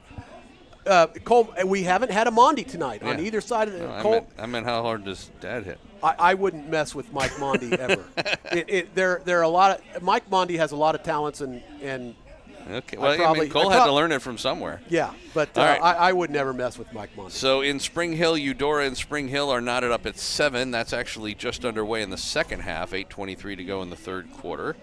Let's see. Oh, this was interesting. Gardner Edgerton and Shawnee Mission Northwest, I think they may have played yesterday because it's already a final, and so they definitely didn't start at 7 and got a final. But anyway, Gardner Edgerton squeaks by 28-27 over Shawnee Mission Northwest. Well, and that just tells you what a powerhouse Shawnee Mission Northwest is. I mean, so that was no fluke. of a game that they had here against Olathe North. So. Yeah, no, I agree. Absolutely. Let's see. Kip Legacy and Wyandotte, 16-0 Kip at the half. Let's see. Free State and Mill Valley. How about this one? You want to take a guess? I 21-0 Mill Valley. 17-14 Free State. Wow. Well, that's Halftime awesome. score. Good job for the Firebirds. Way to go. Yeah. Let's see. They figured some things out after that Manhattan game, huh? Apparently so. Well, like I said, they the Manhattan score was a 10-point win, 38-28, but a lot of people don't know or didn't realize that that was a 3-point game with a couple of minutes left to go. They just tacked on a score at the very end, but it was, as much as Manhattan had the lead for a good portion of it, it was a good job by the Firebirds to come back and actually, came very close in that one. Battle of Olathe. Down the road, Olathe West and Olathe East, 14-10 is a halftime score, West over East. And another Battle of Olathe, this one I think was yesterday, Olathe Northwest and Olathe South, 17-16 for Olathe Northwest.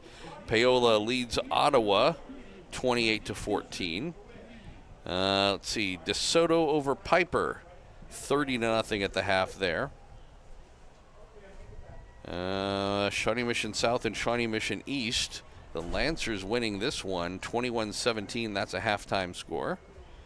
And then Shawnee Mission North and Shawnee Mission West, it's 21-7 with 4:21 to go in the second quarter, North over West. What is it with all these schools in Kansas playing their showdowns in week number 3? I mean, you have these Shawnee Mission teams and Olathe teams all playing each other. Well, that's kind of the way the Sunflower League is. I guess you kind of have to do it. And now you kind of you have to do it, and you never know really. You try to maybe pick one rivalry, and I mean, definitely in Lawrence, Kansas, it's definitely Lawrence High versus Free State. If you're Olathe North, I mean, prior 10 years ago, you would have said, if you're Olathe North, it would have been Olathe North versus Lawrence. But Shawnee Mission North would have probably said the same thing about Lawrence also. I mean, there are a lot of teams that would have said Lawrence is their main rivalry prior to the boom of the Kansas City schools and of course, the splitting of the Lawrence High School. So big game at half at Blue Valley. It's St. Thomas Aquinas and Blue Valley, 14-10 for Aquinas in that one. Tonganoxie on top of Lansing, 14-7. That's a relatively early second quarter score. Highland Park and Topeka over Schlegel, 14-7 in the second quarter. Topeka Seaman over Topeka West, 20-6 in the second quarter there. Leavenworth, 27-0 over Turner at halftime. And I think that pretty much does it for the Kansas scores. So the team's making their way back out for the warm-up for the second half. The Lions will get the football to start things off.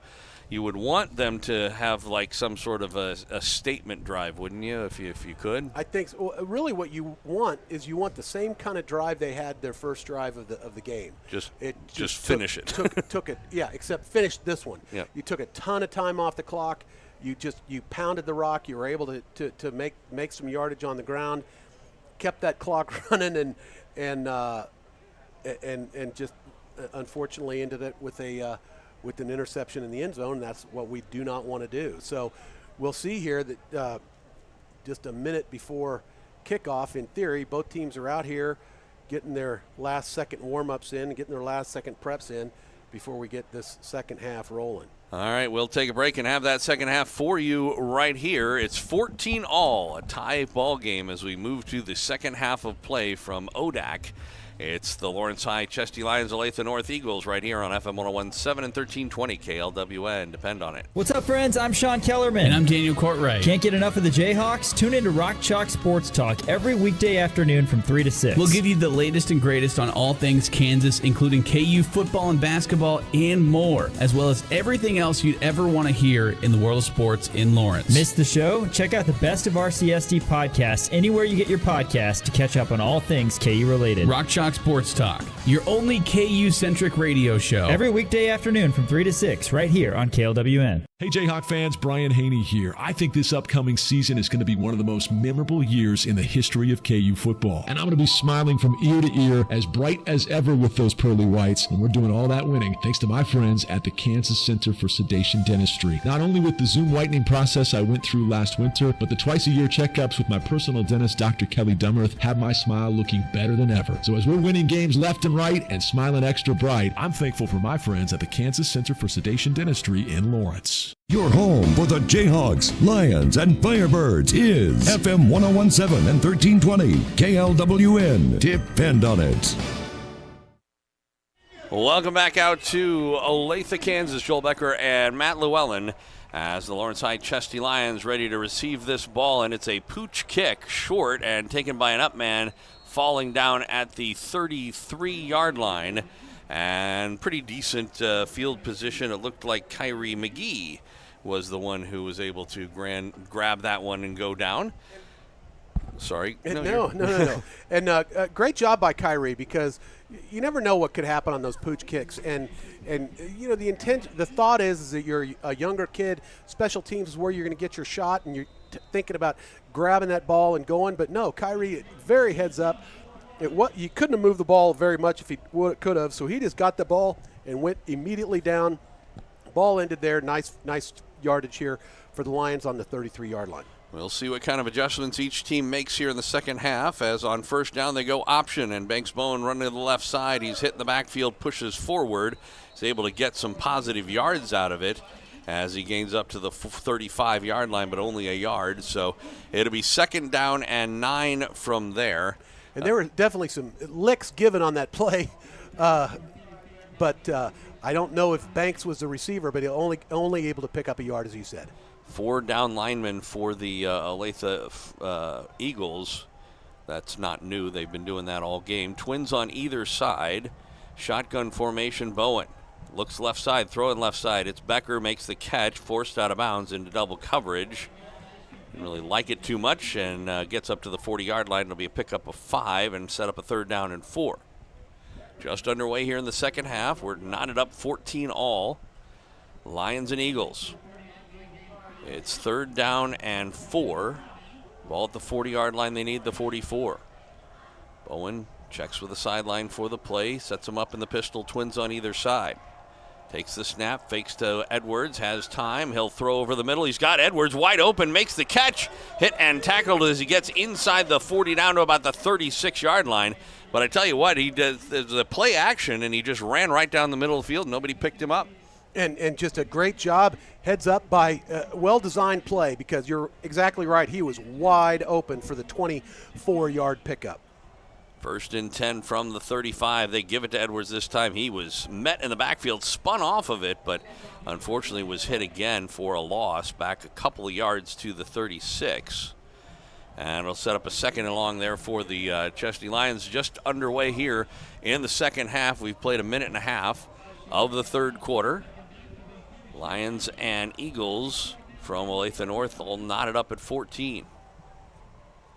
Hendricks comes into the game as the tight end / H-back. They're going empty backfield for the moment, but Edwards is in the slot on the left side, and oftentimes he'll come across in motion when they get this play going. Play clock is down to 5 seconds. And the man is in motion, Edwards. They fake to him, back to throw, looking left side. He's got Becker going down the far sideline, incomplete. Wow. It was just barely overthrown. That was a lot closer than I think the defense thought it was going to be. Very interesting the way that ended up, and you almost think that maybe Becker didn't quite. The route was a little off. Just a little off, but boy, had Becker seen where that ball was. But Becker took off around the secondary, so nice route, well-conceived play, just wasn't on the mark. Yeah, he went toward a post as opposed to the throw, which went toward the corner. They'll swing it out to Edwards. Oh, big hit as he caught the ball and couldn't get very much further beyond that, as coming up and really with a smack, Wyatt Flood. And wow, that's one another of those, loss, about a yard. It'll be 4th down and 13.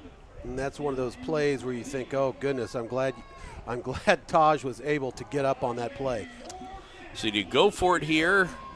Obviously, Bowen can always punt it. They need the 25. They're calling a timeout. Looks They're going to like talk about it. They're going to decide what they want to do. The ball's on the 33, and they need the 25. So 38. Or 38, excuse me. So, yeah, so they need about 13 yards. But the thing is with the ball on the 38, if you kick it away, there's a pretty good chance all you're going to end up getting is maybe 15 yards, 20, or something like that. If it goes into the end zone, they get it on the 20. If, there's always the chance they could run it back. Yeah. You may be better off just rolling the dice and seeing what happens. If they end up getting it on the 38, then fine. And they don't have, Richardson's a fine kicker. Banks is a fine punter, but that's not what their specialty is. And no, I mean, maybe a 55-yard field goal from here. So well, and I'm even talking punting. Oh, okay. They don't practice this enough in high school. They don't have enough time to practice specialty punts. But it looks like they're going to go for it. But he is backing up quite I think a ways. they're going to punt it. Yeah, I think they're punting it, and they do snap it to him, and he does step into it. And so a fair catch called for and made at the 8-yard line, so it works out pretty well as Simmons made the fair catch. Not so sure that was the smartest thing for him to do. I think actually if he'd let it go, there's a pretty good chance that goes into the end zone.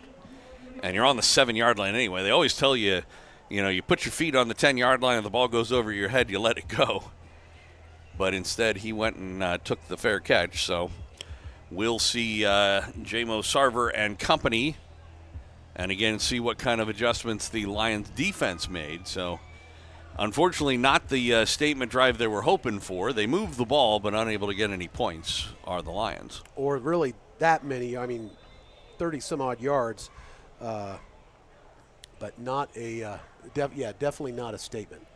So trips on the right side from back toward their own end zone, and it's Sarver on the quarterback draw, and he's going to get a first down and more with blockers in front of him. He could go a long way to the 40, to the 50, 45, 40, down the far sideline, still on his feet, got him. And was caught from behind and knocked down at the 15-yard line. I think they're going to mark him at the 16.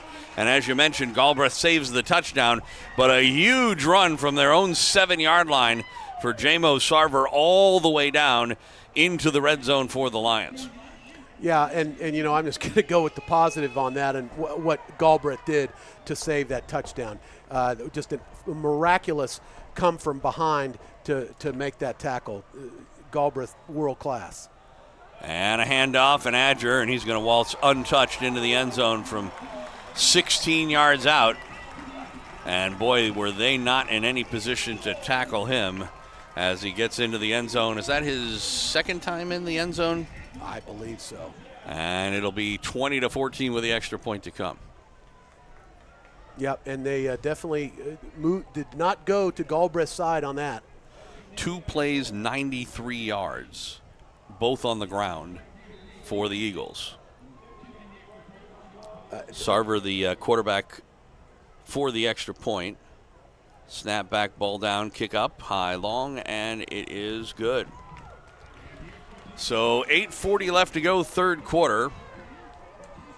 And the Olathe North Eagles, for the third time in the game, are able to pick up a 7-point lead. They lead it 21-14. We'll take a break and come back with a kickoff after this on FM 101.7 and 1320 KLWN. Depend on it. Life can get busy, and sometimes accidents can happen. Don't let spilling coffee on your nice outfit ruin your week. We have all been there. And guess what? Scotch Cleaners provides the quickest, most convenient dry cleaning service to get you looking brand new again. Looking clean and professional is what matters the most, whether you're in the office or meeting on Zoom. Keep clean even when you have accidents. Protect your wardrobe investment with Scotch Cleaners. Scotch Cleaners dry cleaning service has 9 locations around Northeast Kansas, with 4 locations in Lawrence and 5 in Topeka. Stop by now. Your home for the Jayhawks, Lions, and Firebirds is FM 101.7 and 1320 KLWN. Depend on it.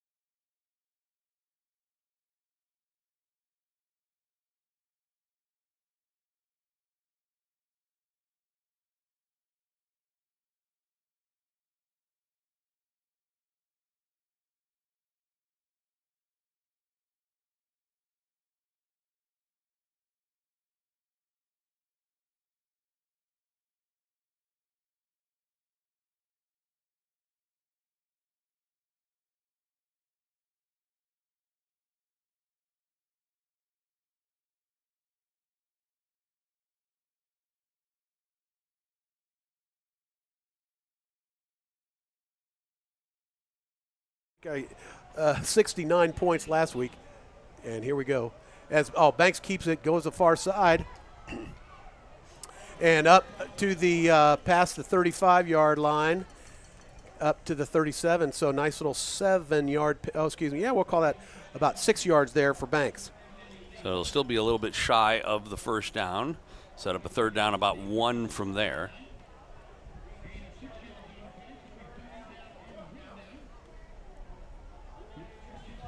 Obviously, the Lions need to keep this drive going as they come into much more of a bunch formation as they normally have. Man in motion, snap, and it's a keeper, Banks Bowen, and he gets the first down and more. Going off left tackle, gets up near midfield. He'll be about a yard shy of the midfield stripe. 1st and 10 from the 49. 14 yards there on that pickup by Banks for the first down. So you kind of like that play has worked when we're short yardage, a third down and short. The fake and the Banks keeper has worked pretty well for the Lions tonight.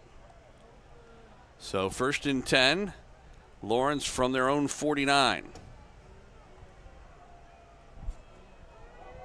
From the shotgun formation, trips on the right, Bowen back to throw. Throws on the far side. He's got Edwards, but he had to go down to catch it. So only about 4 or 5 yards on the play. I think they're going to give him the 47 of the Eagles. So it'll set up a second down about 7, let's call it 6 from there. Moving quickly, and on the quick snap, a handoff to Edwards up the middle, big hole. And he was able to get near the first down marker again, about a yard shy, maybe yard and a half at the 42. They need the 41. It'll be third down from there. So nice pickup there by Taj. Kind of waited for his blockers to materialize, just a split second enough to get that hole and then get up through the middle. So 3rd and short now for the Lions.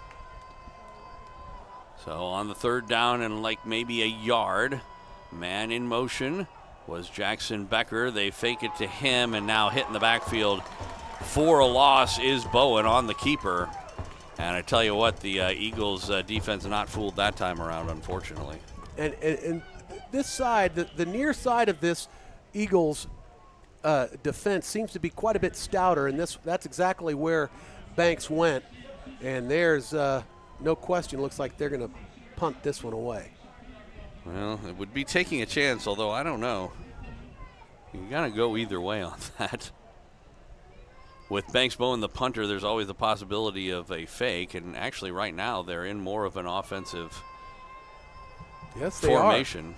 Looks like they may be going with a empty backfield, and they are. Back to throw is Bowen, throwing over the middle. He's got a man Wingard. He makes the catch, first down. He was hit almost immediately after he caught it, but he's able to convert. Kelvin Parker on the open field tackle, but 1st and 10 for the Lions as they convert on 4th down at the Eagle 37. And that play has worked. Wide open every time it's worked. 10 yards there for Wingard.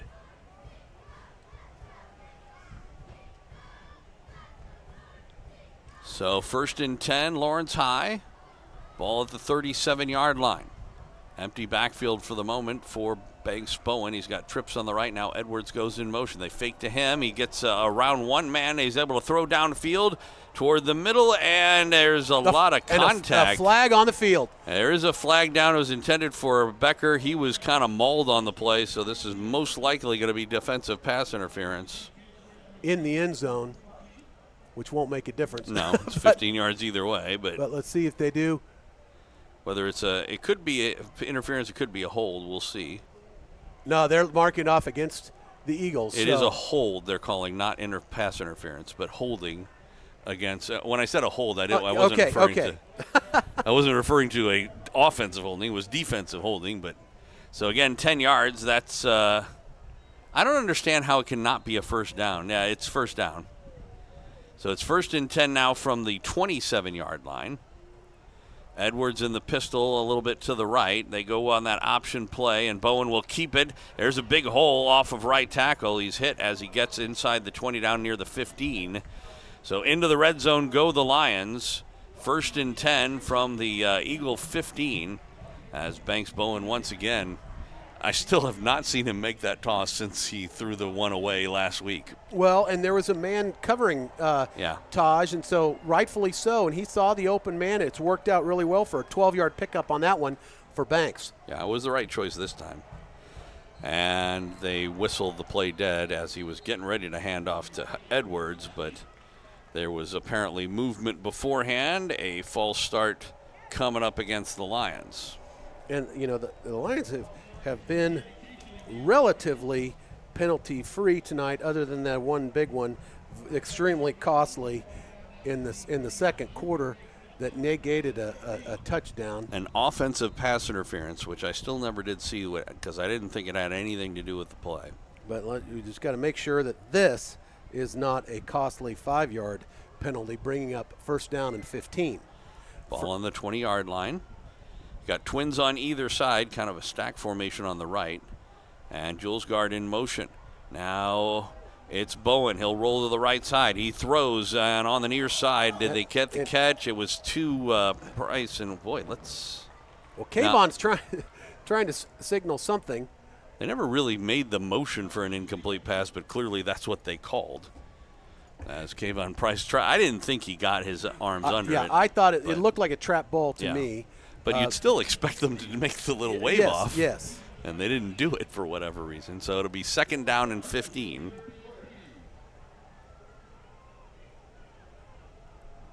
A little bit of confusion among the receivers trying to figure out which side of the field they want to be on. 4:12 to go in this third quarter.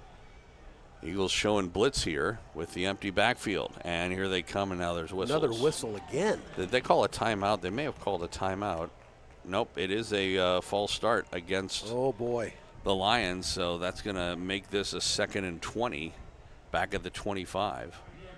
That's been the thing with the Lions today for whatever reason.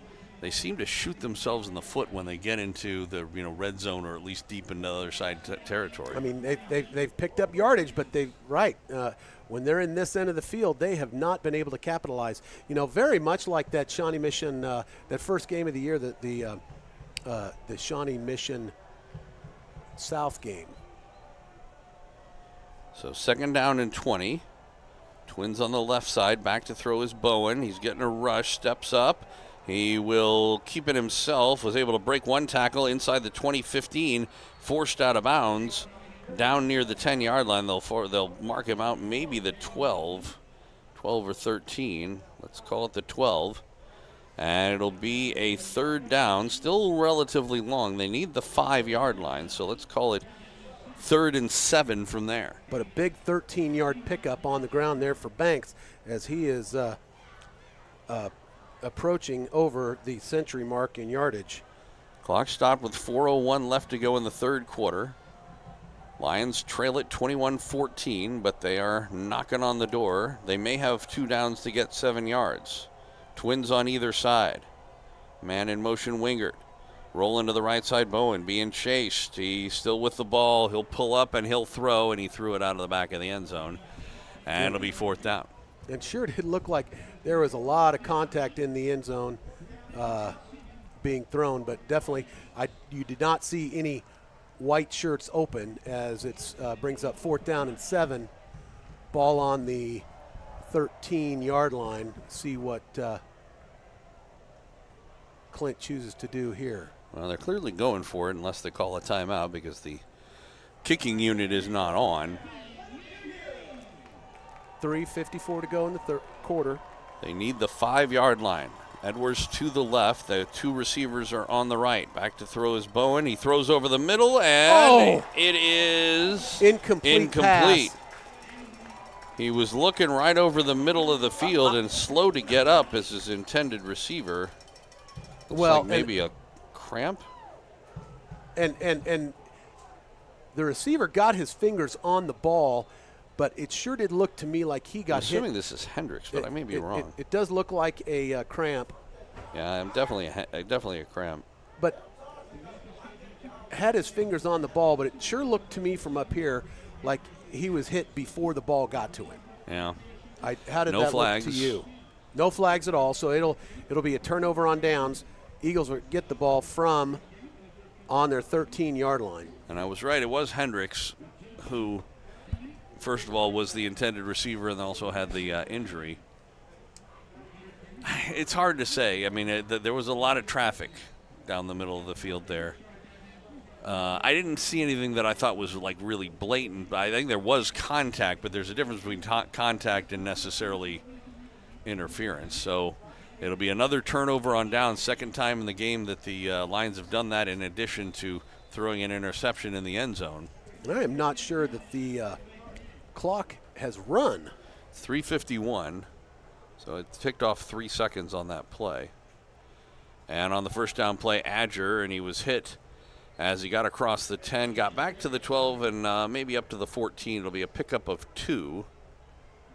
Second down. Now, with the Eagles with the lead by 7 points and 3.5 minutes to go in the third quarter, the Lions definitely are going to need to start, picking up their run defense here, or they could be in big trouble. Sarver from the shotgun, Twins on the left.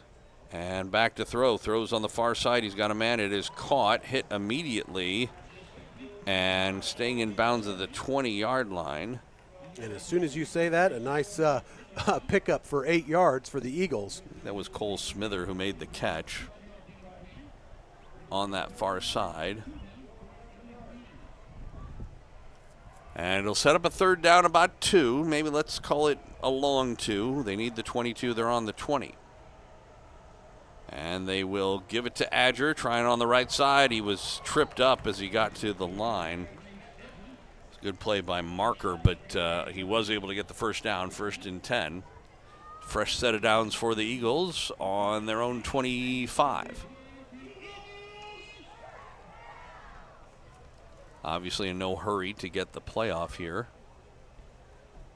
as they have the lead in the ball.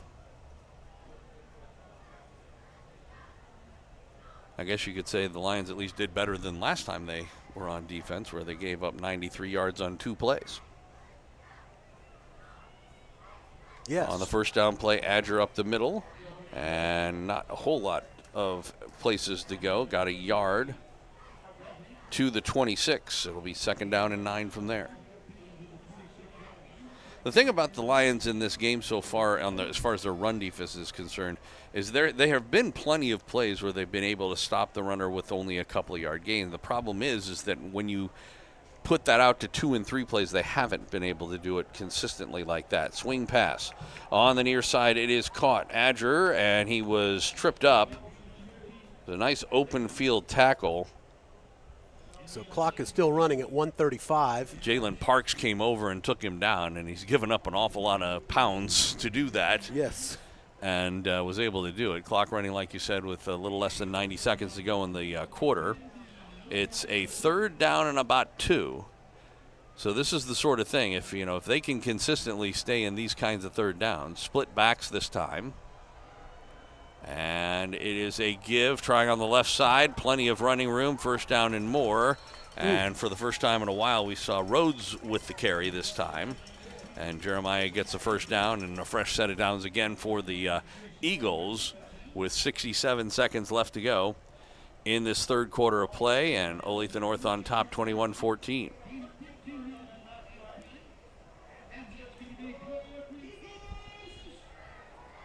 So apparently went out of bounds as the clock stays stopped. 1:07 left to go. Ball's on the 46-yard line of Olathe North. Split backs again.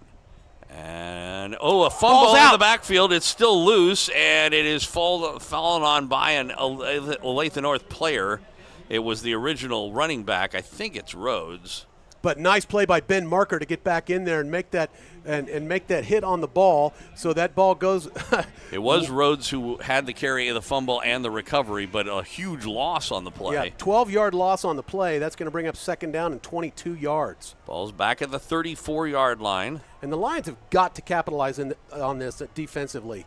It's time to make a statement here for this defensive unit. Wonder if they run the ball here. Trips on the right side. And they do run it. And it was hit in the backfield. Nice penetration that time by the Lions. Ben Marker back there again. And not only the difference was earlier in the game they were getting that kind of penetration, but they were just running right through it. And this time he was able to hang on and knock Adger down. It was a gain on the play of about a yard, but it sets up a third down and, let's see, 23, 24? Yeah, 23 or so. And that's going to do it for the quarter. So they let the clock expire. 12 minutes of football left to go here from ODAC. And the Lions on the short end of a 21-14 score. We'll see if they can't come back and pull out their third victory of the season when we come back. 21-14 Olathe North here on Lawrence High Football on FM 101.7 and 1320 KLWN. Depend on it. Do you love Free State High School football? Join head coach Kevin Stewart at Jefferson's West Wednesday, October 2nd from 7 to 8 p.m. for Firebird 5th quarter. We will be previewing all things Free State football as they prepare to take on Shawnee Mission North and Shawnee Mission Northwest. This is your chance to hear from the head man himself as well as select players from this year's team. Firebird 5th quarter. Wednesday, October 2nd from 7 to 8 p.m. at Jefferson's West. Right here on FM 101.7 and 1320 KLWN. Depend on it.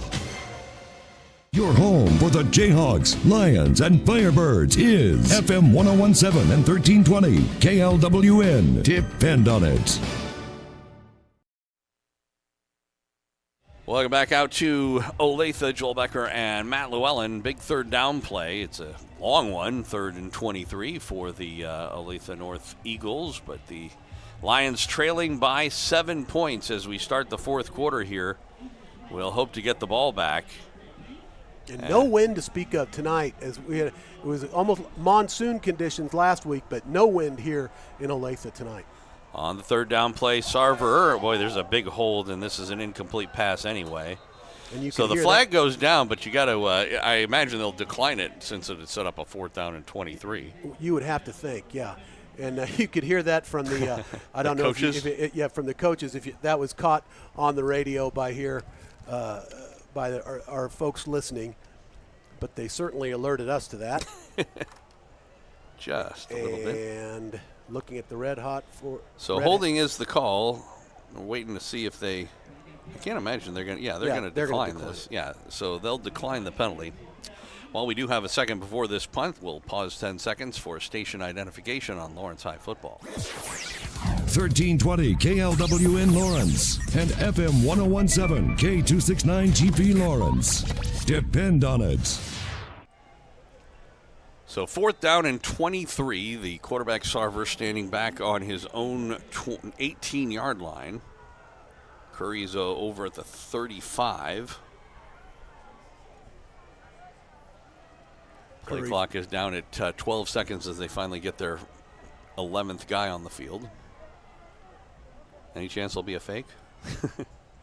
He steps into it, line drive, end over end kick. It will bounce at the 40 and go out of bounds at maybe the 38 or 37, looks like. So decent field position for the Lions, trailing by 7, just underway here in the fourth quarter of play.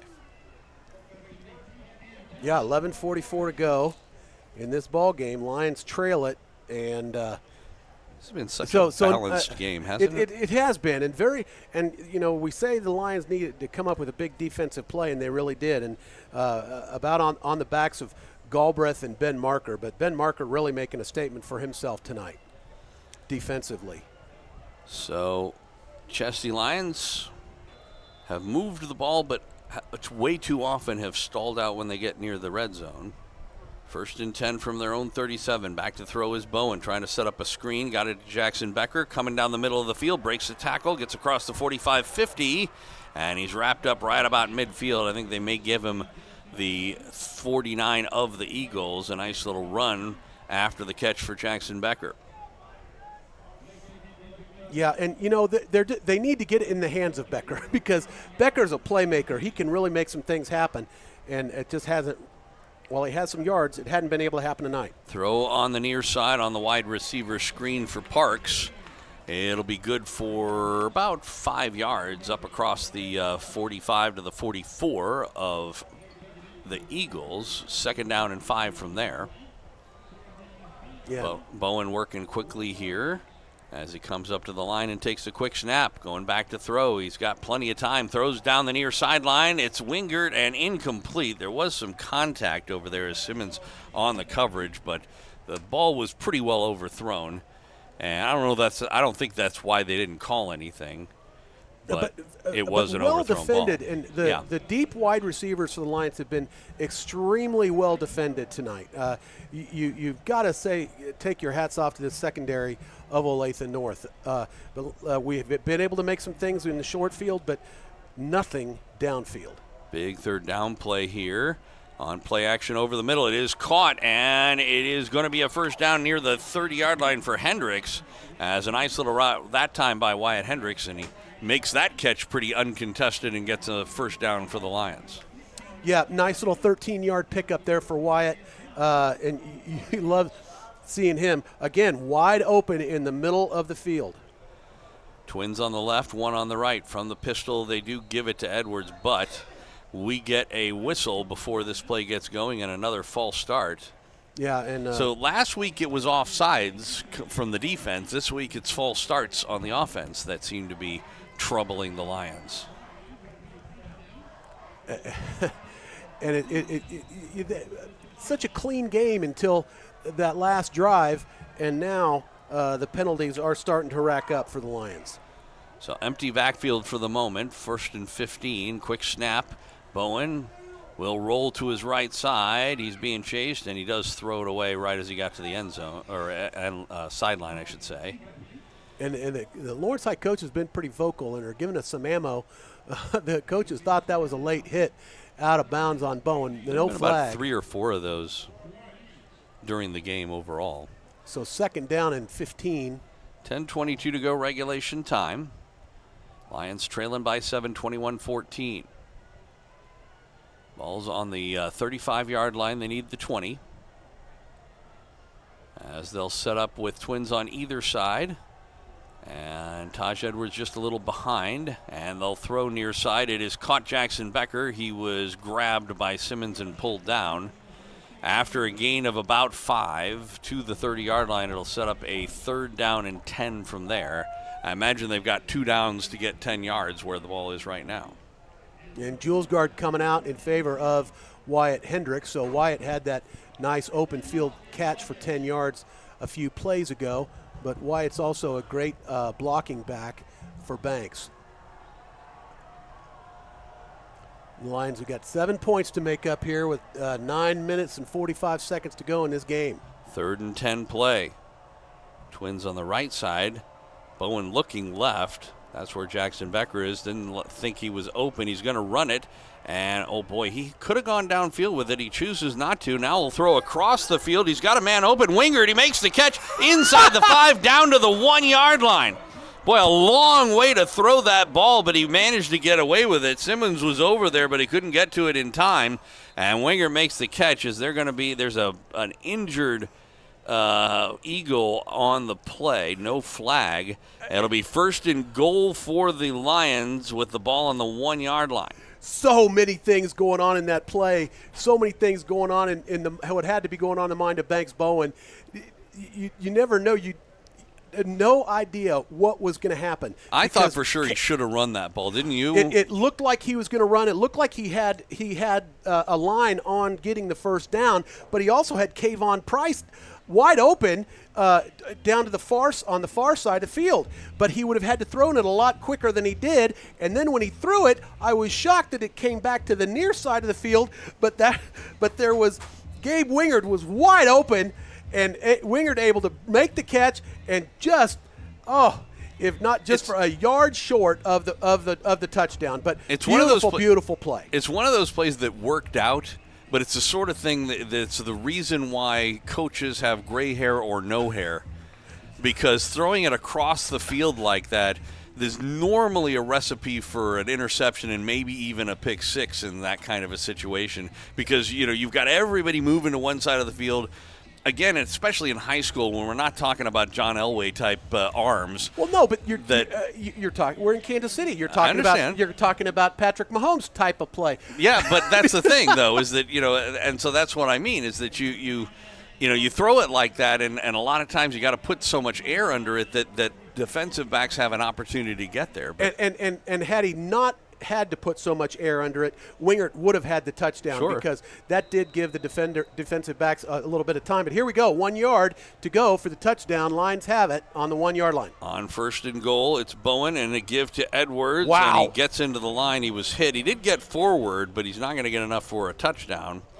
Maybe just inside the 1. It'll be second and goal from there. I don't know what you write down on my stat piece of paper. No gain. Okay, no gain. Okay, I'll put a 0 then. Because, you don't go from the 1 to the 1. You don't get a foot. Okay, There's all no. right. We'll call that no gain then for Taj. Under 9 minutes to go, regulation time. Trying to tie the score, Bowen, and he'll give it to Edwards again. And this time he sneaks through into the end zone. Touchdown. Touchdown, Lions. Taj Edwards from 1 yard out. And the Chesty Lions just an extra point away from tying this game, 8:46 to go in regulation time. Just beautiful, heads up. Same play over and over. Taj Edwards right up the middle, and Clint has a lot of faith in Taj and that offensive line to get him a yard, and they did that time. Here's the kick to tie this thing up. Noah Richardson out of the hold of Banks Bowen. The snap back, he got it down. It was kind of a tough snap, but he put it down, and the kick is good. 8:46 to go here in regulation time. And we all haven't solved anything yet. We are all knotted up at 21. Kickoff coming up after this on FM 101.7 and 1320 KLWN. Depend on it. Man, I loved playing high school sports growing up. And it's fun being a fan now, don't get me wrong, but sitting in the stands feels like I'm missing out on all the action, you know? I wanted to get back in the game, so I signed up to be a high school official. It takes me back to my playing days. I'm supporting students, and I get paid to make the big calls. Do you want to see the game up close? Sign up to become an official in Kansas at highschoolofficials.com. Your home for the Jayhawks, Lions, and Firebirds is FM 101.7 and 1320 KLWN. Depend on it. Well, we got ourselves a barn burner here in Olathe. Joel Becker along with Matt Llewellyn. 21 all with 8:46 left to go regulation time. 1 yard touchdown run for Taj Edwards finishes that drive off, but it was the drive that the Lions certainly needed right there. As Richardson will squib one down the middle. It takes a hop and comes to an up man at about the 25, 30, up to the 40. And about the 45 before taken down, as both teams have been really struggling on kickoffs, really both sides today. Yeah, it's not been super clean. Had a couple nice plays, but for the most part, they've struggled. But we'll see here. The defense once again, so that last defensive stand was imperative for the Lions to make, and this one is. It was a big stop, but they were very much helped out by a fumbled exchange involving Rhodes that turned it into, the first stop that really the Lions defense has had in a while. On first down, they give it to Adger. He's got a big hole up the middle, makes an and miss. He's inside the 35, being chased from behind and pulled down at the 20-yard line as finally Ben Marker was able to come up from behind him. Oh, was that Marker? Okay, I thought so. It was Galbraith. I don't think so. You've got the glasses there, buddy. And he does get all the way to the Lions 21. Clock running with 8.5 minutes left to go regulation time. So Adger's having himself a day. Couple of touchdowns for Blaze and quite a few yards. Trips on the right, and they'll give it to Adger again off right tackle. Breaks one tackle, trying to get outside. He gets swarmed by white jerseys and pulled down inside the 20 at about the 17. It'll be second down. Let's call it 6 from there.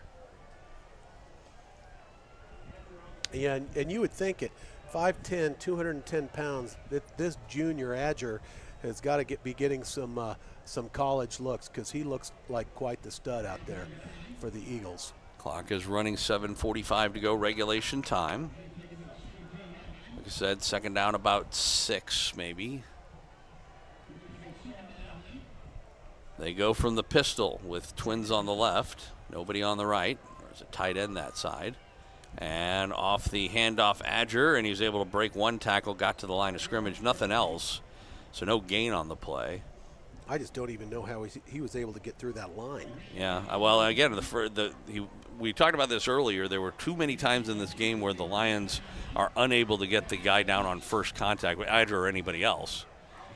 And that was one, although that looked to me like it might have been an illegal motion, but they didn't call it. So it's third down. Clock running with under 7 minutes to go.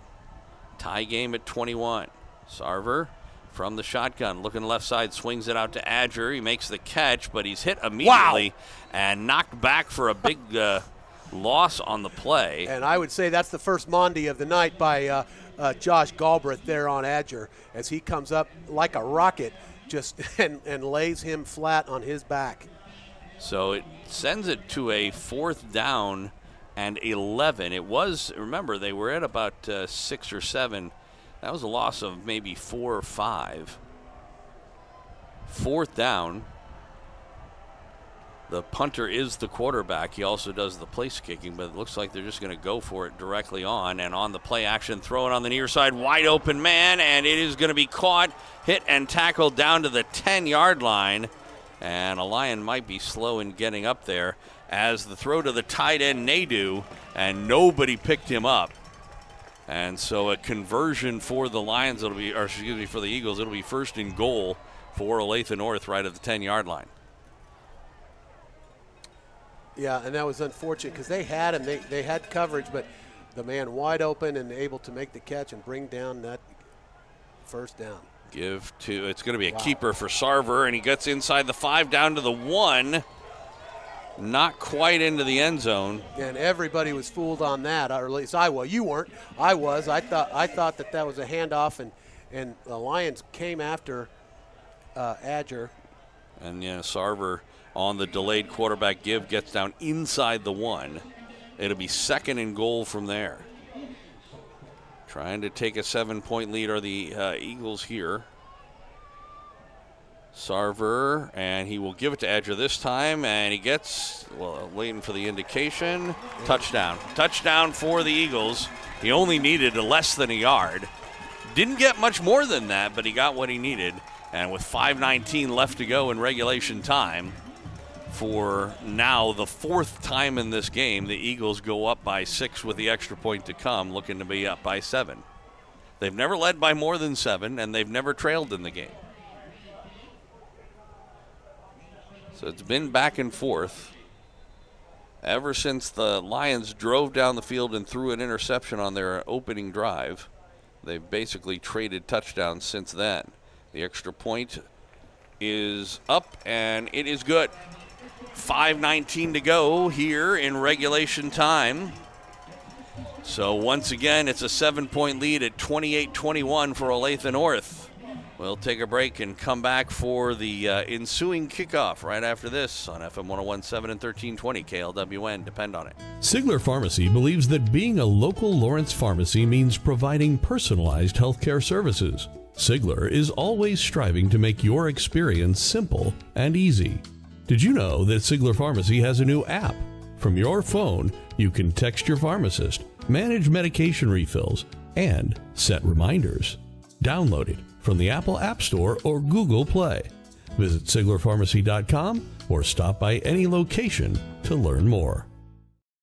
Your home for the Jayhawks, Lions, and Firebirds is FM 101.7 and 1320 KLWN. Depend on it. Welcome back out to Olathe. Joel Becker along with Matt Llewellyn. 28-21. Eagles on top of the Lions. 5:19 left to go regulation time. Last time I looked, by the way, it was tied at Mill Valley, between Free State and Mill Valley. They were just starting the 4th quarter when I took a look, but there may be an update. Haven't got it yet. I'll let you know if I do. Ball teed up at the 40-yard line right in the middle of the field.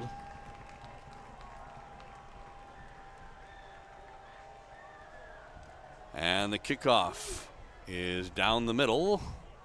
And it's going to bounce, and it is fallen on by an up man, that's Edwards, at the 21-yard line. And just a funky bounce that football took. Taj thought it was just going to bounce right to him, and it didn't. It stopped, bounced straight up in the air, and then Taj really just had to fall on it. That's what happens with those oblong footballs. Yeah. You never know what they're going to do when they hit. So Lions are going to start it there at the 21-yard line. 79 yards to go to get that touchdown.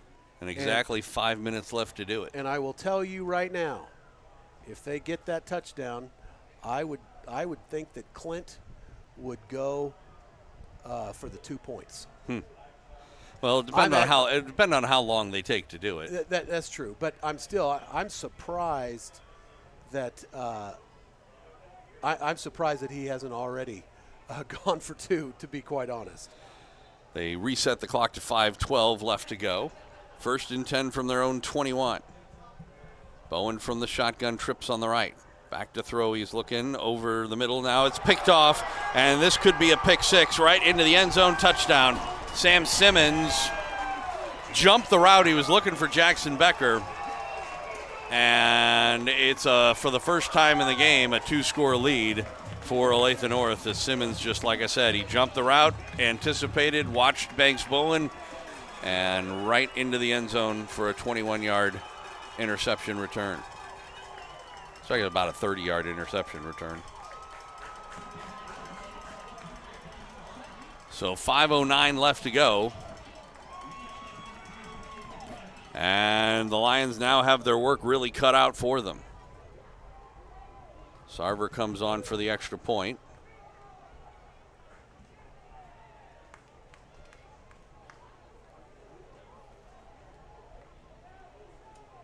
Still waiting for them to set things up here.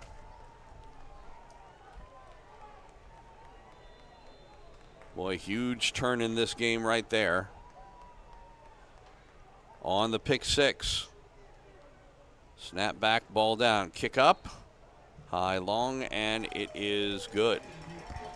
So 5:09 now left to go in regulation time, but all of a sudden the Eagles have opened up a 14-point lead. 35-21 is our score. We're going to take a break and come back with the kickoff once again after this here on Lawrence High Football on FM 101.7 and 1320 KLWN. Depend on it.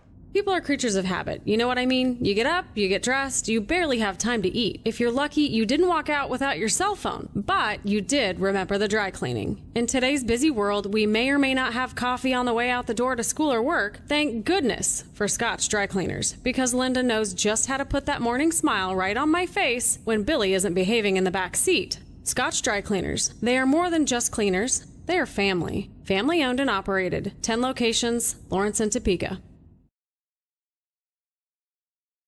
Your home for the Jayhawks, Lions, and Firebirds is FM 101.7 and 1320 KLWN. Depend on it. Welcome back out to Olathe. Joel Becker, Matt Llewellyn. Lawrence High trailing for the first time in the game by more than a touchdown, 35-21 with 5:09 left to go after a pick 6 by the Eagles. And Simmons, who just basically read the play and got in front of Jackson Becker and waltzed into the end zone. The kickoff comes down about the 21-yard line and up to maybe the 27-28. It was, looks like it was Jackson Becker who actually had that return as an up man. So it'll be 1st and 10 for the Lions from there.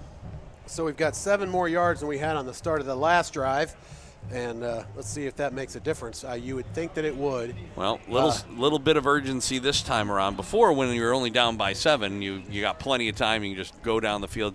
Trailing by 2 scores, obviously you need the score. They need a stop, and they need to score again. We'll see if they just go right to the passing game or what. You've got trips on the right, 1 man on the left. Back to throwing, and over the middle it is caught. I should say on the right side. It's Wingert, yeah, okay, on the catch across the 40 to about the 43. Gave him the 44, generous spot. Lions go hurry up. This time they send their trio out to the left side. Edwards is in the backfield, one man on the right from the shotgun. Bowen, then we've got movement. It's the left tackle that moved his leg. That was Gray. And it'll cost him 5 yards. And the Lions are definitely going to have to clean some things up because those have ended up being costly. Now, the last drive they were not because we were able to score. Died before last, but yeah. Well, yeah, we're not going to count the pick six. Yeah, you haven't said anything about that. No, I haven't. I don't want to. Bowen rolling to the left side. He'll throw over the middle and out to the near side looking for Wingert, but he threw it away. It had Wingert. Yeah, he was open, but that was not an easy throw. No. So I'm okay with him just throwing it out of bounds. There is a flag on the play, though. So this is going to be a hold against the Lions. We'll see if they take it or not. It's an interesting situation because it would set up a 2nd down and 15 or a 1st and 25. And it looks like they are going to decline it. Okay. So give them one less down to deal with. I don't know. I would have taken it, I think. I would have taken the extra yards, Yeah. because they're. So but either way, they've got to go for. They're going to be passing. Yep. There's no question about it. They have to if they want to win this game. 2nd and 15 from the 39-yard line, and we get whistles. Another. I'm not sure if this was a flag. I never saw a flag go down. They may have just said that they're letting substitution. Yeah, they're letting Julesgaard come in and Wingert come out. I don't know if it's an equipment issue, perhaps. So do-over apparently, and it'll be again 2nd down and 15. Clock stop with 4:32 left to go, regulation time. Lions trailing by 14, looking over toward the sideline for the play. Bowen moves Edwards to his right. Twins on either side, back to throw is Banks. With time, plenty of time. Now he'll throw down the middle of the field. He's looking for a man, and it is Galbraith, incomplete. Josh Galbraith did have a step, and if he could have gotten his hands on it, might have been able to come up with an acrobatic catch. He is slow to get up, though. Yeah, and the referees are stopping the clock. Yeah, well, it's an injury. It was stopped anyway because of the incomplete pass. But they're calling for the trainers. They're bringing somebody out there as Galbraith. I don't know if he landed on something, the ball, his arm, whatever, but he never really got up after. No, he didn't. And good sportsmanship on the Eagles. They the three. They immediately went down, and he is getting up now. The trainer's getting him up. And he's definitely coming off under his own power. So yeah, he's trotting off the field. I don't know if maybe he got the wind knocked out of him. Maybe sometimes when you land like that. Yeah, because he was going for it and met on the field by a coach. The other possibility is that it's something upper body, like an elbow or a wrist or a shoulder or something. He doesn't seem to be favoring one too badly, if at all. But Galbraith's definitely sitting down on the bench. More importantly, though, it's 3rd and 15 now for the Lions. Obviously, they've got 2 downs to get 15 yards. So we'll try to get word on Galbraith, what is going on with him, but he's down on the bench right now. Lawrence High have not really been able to go downfield with a whole lot of success in this game. Twins on either side. Edwards in the backfield, stays in to protect. Now he goes down into the route and a throw. There's a miscommunication as Bowen was not anywhere near anybody. Wingert and Price and also Becker were all in the general area, but he wasn't close to any of them. And so it'll be 4th down and 15. I mean, you could kick it away here and hope you could get a stop, but you got 2 timeouts. You got 2 scores you got to get, so it does look like they're going to go ahead and go for it. And they may take one of those timeouts now to figure out what they're going to do. So they do. So that pretty much guarantees they're going to go for it here, though. You don't call a timeout here and then punt it away with only 1 timeout left and 4:20 to go against a running team. So they're clearly going to go for it, but I don't think that Clint was really confident in having the right play called necessarily. And like I said, they've had trouble throwing it downfield, and you absolutely have to now. You need 15 yards. And it was, that last play was unfortunate. I'd love to know kind of what was going on in Banks' head because he did have a man open in the middle of the field. Well, clearly where he thought the receivers were going and where they did go were two different things. Correct. Yes. So, this is make or break right here. Fourth down and 15, down 2 scores. Obviously, the pick 6, the difference in the game right now. But I mean, and a huge difference because otherwise the Lions would be going down and you'd be saying they're coming down going for the tie to tie the score. But this is a situation just to get down to get only behind by 7. So coming back out on the field now. So we'll see what they do. Up.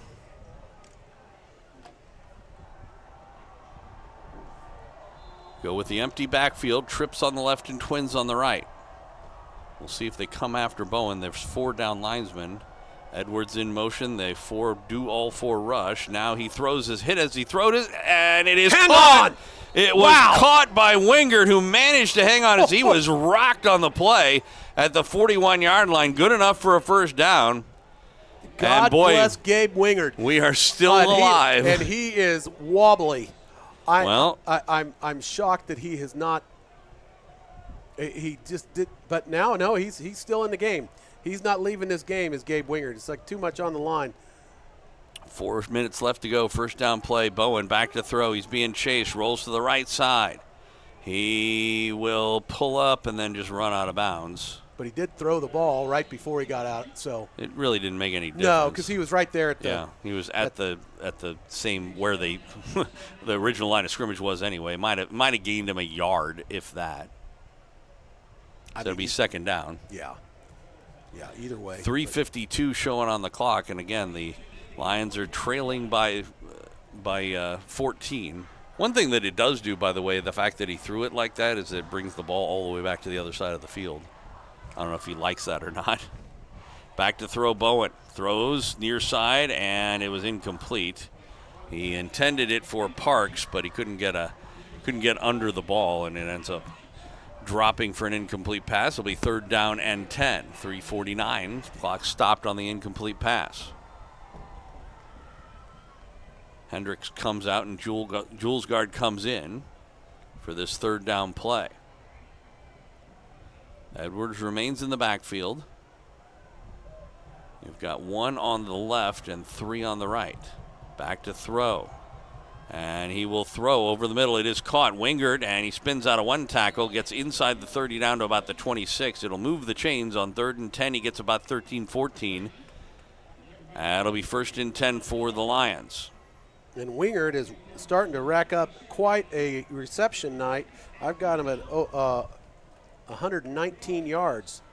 Problem is the clock is not the friend of the Lions right now. They need to get a score, and they need to get one in a hurry. Man in motion is Edwards. Back to throw Bowen. He'll throw, and on the far side it's caught.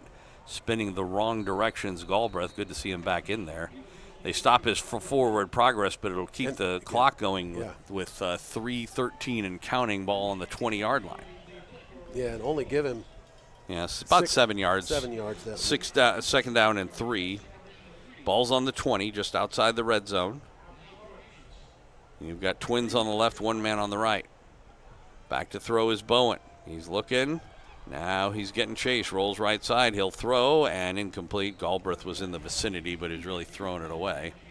So the problem here is that the Lions only have 1 timeout, and there's 2:51 left to go. So if you literally scored on this play, they're going to be able to run off at least about 1:20 off the clock when they get the ball back, even if you're able to stop them on 3 straight runs. You'll call 1 timeout, but that's going to make it tough. Third down, about 3. Back to throw Bowen.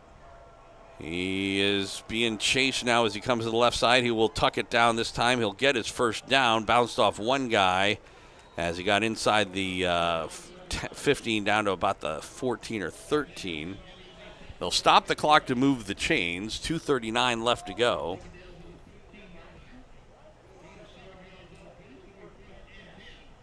And they didn't stop the clock for very long because No. it's Well, and then that's all that they're supposed to do. I mean, they did what they were supposed to do. Bowen takes the snap, throw. Well, actually, he looked near side. Now he'll roll to the right side. He's got a man open. Yep. But instead, he'll look toward the end zone and throw it out the back of the end zone.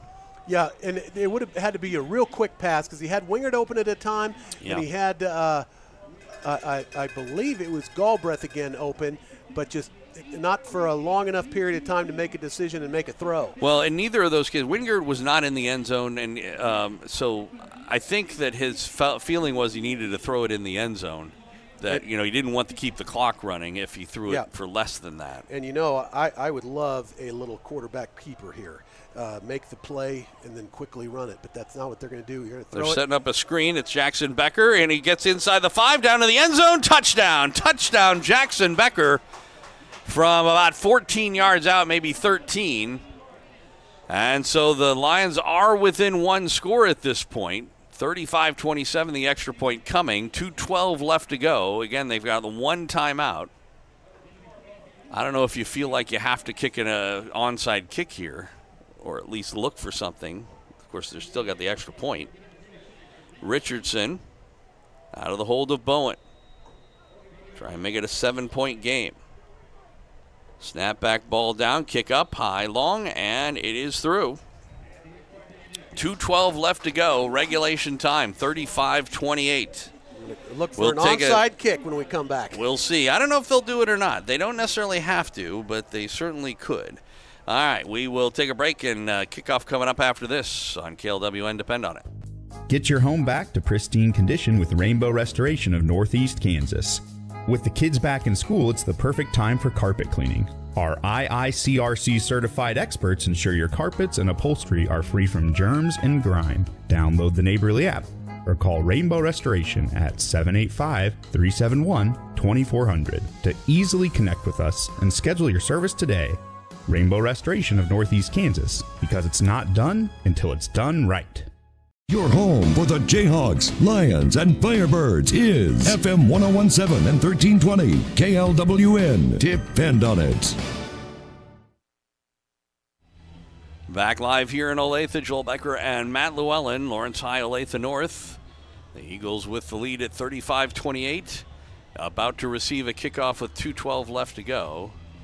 The tough thing is, if you do a standard onside kick, you're tipping your handoff there or whatever, and they get the hands team out. And we'll see what happens. And if you don't make it, they've got really good field position.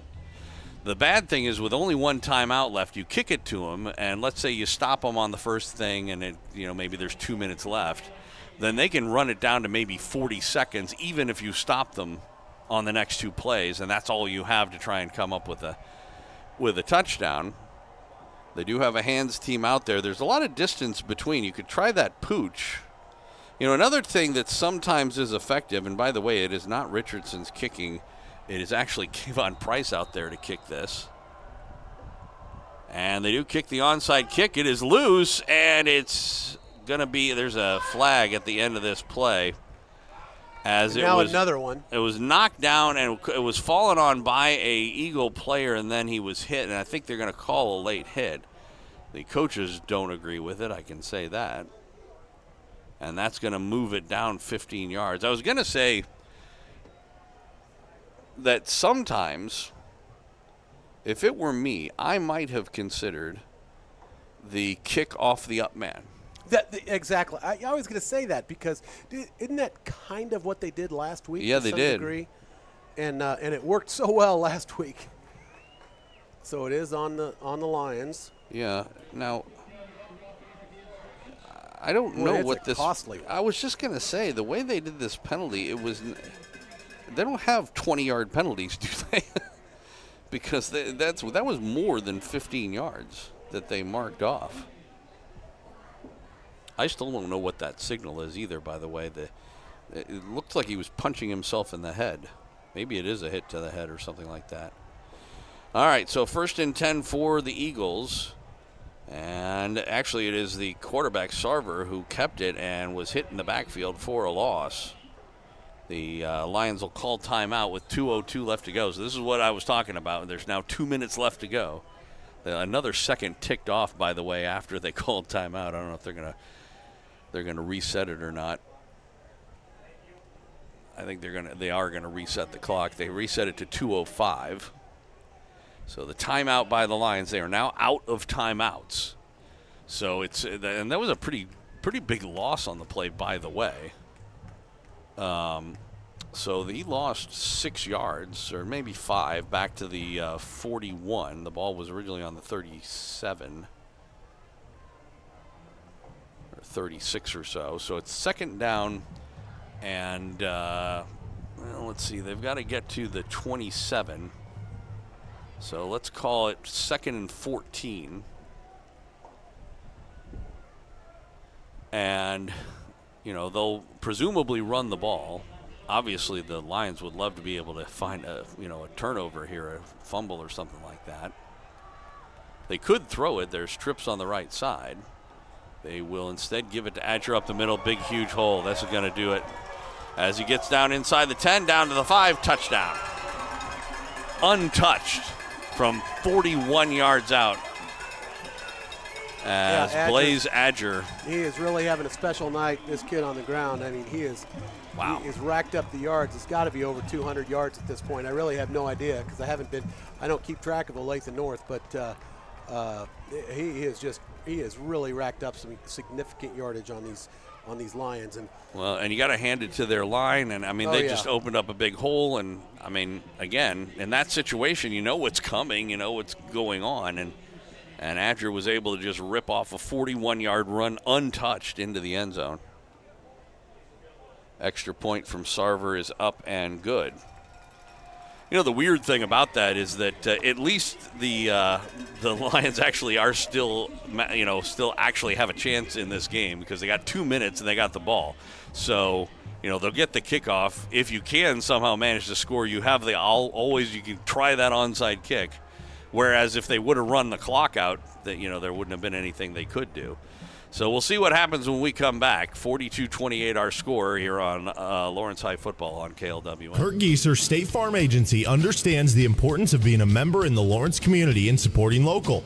They also understand the importance of supporting you in Lawrence, whether it's through the peace of mind you get with insurance or helping you with any financial questions or needs. Just like this high school broadcast, Kurt Gieser, State Farm Agency will tackle any issues you need covered. Give Kurt and his team a call at 785-843-0003 or visit them online at www.kurtinsures.com. Your home for the Jayhawks, Lions, and Firebirds is FM 1017 and 1320 KLWN. Depend on it. Welcome back out to Olathe. Joel Becker and Matt Llewellyn. Lawrence High, Olathe North. Eagles with a 14-point lead once again at 42-28. Minute 58 left to go, regulation time. And I don't know how stupid this is going to sound, but you really want for Lawrence High to get a touchdown and take 2 minutes off the clock, or a minute 58. At this point, let's play for the points and get the points for the playoffs, because that's the only thing that's going to help them at this point. The return coming to the 30, 35, and up around the 37 for Ethan Curry. So, yeah, right now they're at minus 14, which is not something you want. Right. So you certainly want the points. But like I said, the odd thing about it is that, had he not actually gone into the end zone, if he had just gone down or ran, at the 5-yard line, they probably could have won the game outright at that point. Yeah, but they want the points too. Yeah. I understand. But that's an important thing. Yeah, but they could have run off most of the clock at that point. Throw on the near side, and it is caught, and up the far sideline and getting out of bounds was Price on the catch. Or is that LaForte?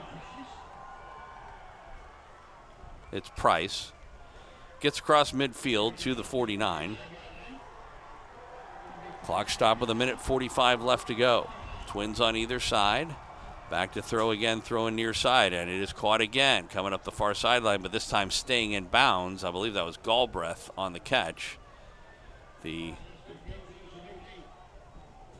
Lions try and get to the line. Galbraith goes off the field. Clock is running, a minute 26 left to go. And they throw near side again. This is Price again, and he will step out of bounds as he gets the first down up to the 35-yard line of the Eagles. Yeah, and they've maybe thought that that's the side to go to for the quick little pass. And it's the same play so far, 4 in a row, but now Bowen will throw and incomplete. Looking for Price on the far side, although, again, I think he was really throwing that away. And I stops the clock with a minute 15 left to go, second down and 10. And I would say that now is the time to pretend you're going to that same side again and throw to Becker on the near side, which is they're not. It seems like they've played their hand. They're going to go to the far side, but now would be a time to fake and come to the near. We'll see what they do here on 2nd and 10. They do look that way, and throws over the middle, and it's hit and tackled Wingard on the catch at the 21. They'll stop the clock to move the chains. It's minute 10 left to go. But nice little 13-yard pickup there by Wingard to add to his total. Clock is running. Minute 6. Bowen looking toward the sideline for the play. Takes the snap. Looking left side. He's being rushed, I should say. Pulls up and throws. It's got him. And Becker in the end zone. Touchdown. Jackson Becker in the corner, right before the edge of the end zone, makes the catch. And with 54 seconds left to go, it's once again a one-score game, 42-34. The extra point coming up. Okay, I was stupid. I'll say that. But we've got to get this ball on the kickoff. I mean, there's no question about that. Yeah, this one will definitely be an onside kick, or at least an attempt to get it back. Richardson for the extra point. Snap back. Oh, it's a low snap, and it's Bowen trying to roll around with it. He's being chased. He needs to get rid of the ball. He'll throw it up for grabs toward the end zone. It's picked off. And still on his feet, coming back the other direction. You can't get 2 points the other way, so they blow it dead. And so, so now you have a situation in which even if they do score a 2-point, they'll need a 2-point conversion just to tie it if they get the ball back. 54 seconds to go. We'll find out if they do when we come back. And this is Lions football on KLWN. Enjoy all the excitement of football season at the 23rd Street Brewery. From the Jayhawks and college football to the NFL and even live-streamed Lawrence High and Free State football games, you can watch it all at the 23rd Street Brewery. Enjoy the games with your favorite menu item like the Bill Self Mac and Cheese, Naked Nachos, or the Haney Turkey Stack. And wash it all down with your favorite beer like a Wave the Wheat or Crimson Fog. 23rd Street Brewery on the corner of Clinton Parkway and Castle in Lawrence. Your home for the Jayhawks, Lions, and Firebirds is FM 1017 and 1320 KLWN. Depend on it. We are back in Olathe. Joel Becker and Matt Llewellyn. This is another day where we're having, just points after points in the last 5 minutes of this game. This was like a 28-all game, just a couple of minutes ago. There's 54 seconds left to go. It's now 42-34 in favor of the Eagles from Olathe North. Obviously, an onside kick coming up again. Looks like Kayvon Price is also going to kick this one. So it all comes down to this. If they don't get it, then Olathe North can kneel it out, and he pops one up in the air, and it goes out of bounds. I don't know what he was trying to do there. If he was trying to kick it up and got under the ball and just kicked it too far or too high, or he was trying to kick the top of the ball and missed, but just goes right out of bounds. So they should need only to kneel it down twice and finish this game off at this point. And you would think that they would do that, but then you never know. They may hand it off and see what happens. Right. We could have done that last week, and we chose not to. And well, there was a little bit of a different circumstance. It is a different circumstance because Now, if, of course, if Adger fumbles the football and the Lions get it, they could actually win the game. They are in the victory formation, so it looks like they are going to kneel it, but we'll see. as we'll see them snap it to Sarver and see him take a knee. So the Lions cannot stop the clock. They have no timeouts. They'll need to snap it one more time. Of course, that's what the Lions did too. If you remember, they let the clock run down, ran the last play, and scored on it. That is what they did. So they could still do that here, but it doesn't look like they're gonna, as he takes another knee, and this time they won't need to snap it. And they're going to head off, and Olathe North is going to be happy to get themselves their first victory of the season, handing the Lawrence High Lions their first loss, 42-34, the final here from ODAC. Yeah, disappointing loss, and obviously you don't want to throw it on Banks, but the pick six, that was the costly play of the game, and it was. There were a lot of things that you win as your team, you lose the team, and Banks. But had Banks Bowen not been there, we wouldn't have had 300 yards through the air and almost all of the touchdowns we had. So the positive things that Banks did tonight far outweighed the one play. Yeah, absolutely. All right, well, we are going to take a break, come back with our post-game show coming up after this. 42-34, the final score. Olathe North over Lawrence High. Back with more right after this on FM 101.7 and 1320 KLWN. Depend on it. Sigler Pharmacy believes that being a local Lawrence pharmacy means providing personalized healthcare services. Sigler is always striving to make your experience simple and easy. Did you know that Sigler Pharmacy has a new app? From your phone, you can text your pharmacist, manage medication refills, and set reminders. Download it from the Apple App Store or Google Play. Visit SiglerPharmacy.com or stop by any location to learn more. And just like that, it all comes down to this. 4th and goal. Matt, take yourself inside the huddle. What play are you calling? I'm saying, let's go to 23rd Street Brewery. Right now? Yeah. It's the biggest play of the game. No better time than that. There's no better spot to watch football than 23rd Street Brewery. We've got the Lions, the Firebirds, of course the Jayhawks, and all the NFL action. Well, we better get out of here fast to catch the ending of the game. Dibs on the Haney turkey stack. That's the 23rd Street Brewery, corner of Clinton Parkway and Castle. Kurt Gieser State Farm Agency understands the importance of being a member in the Lawrence community and supporting local. They also understand the importance of supporting you in Lawrence, whether it's through the peace of mind you get with insurance or helping you with any financial questions or needs. Just like this high school broadcast, Kurt Gieser State Farm Agency will tackle any issues you need covered. Give Kurt and his team a call at 785-843-0003 or visit them online at www.kurtinsures.com.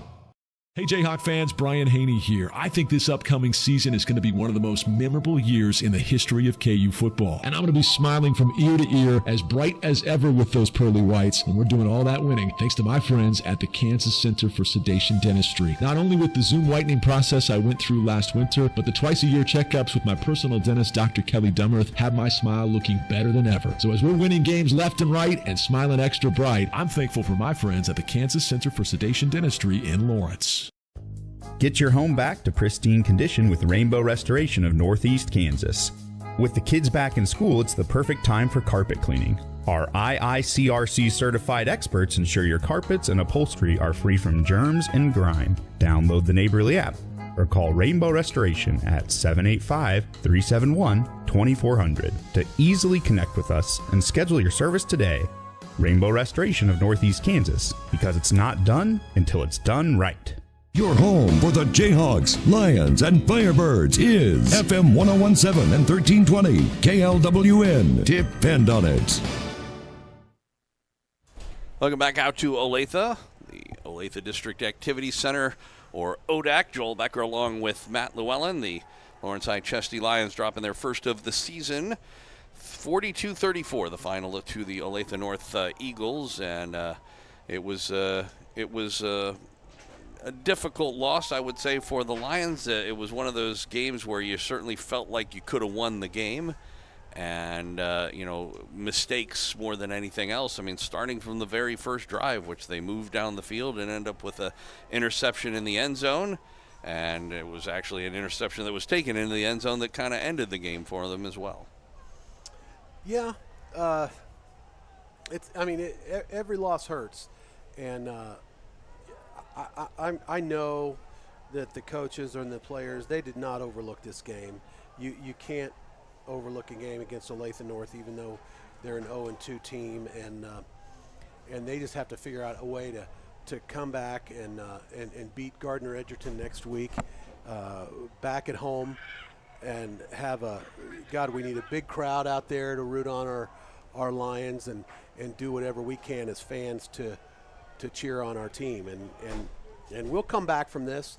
We've got a solid team, but man, we know this Olathe North team, to me, they look like a quality Yeah, they're very team. good. I mean, again, the fact that they were 0-2 was not indicative of their, it was more indicative of their strength of schedule than it was anything else. Yeah. By the way, not a good night for Lawrence overall. The Free State Firebirds dropping theirs as well to Mill Valley, 31-23. So they basically had a similar loss to ours, an 8-point loss to Mill Valley.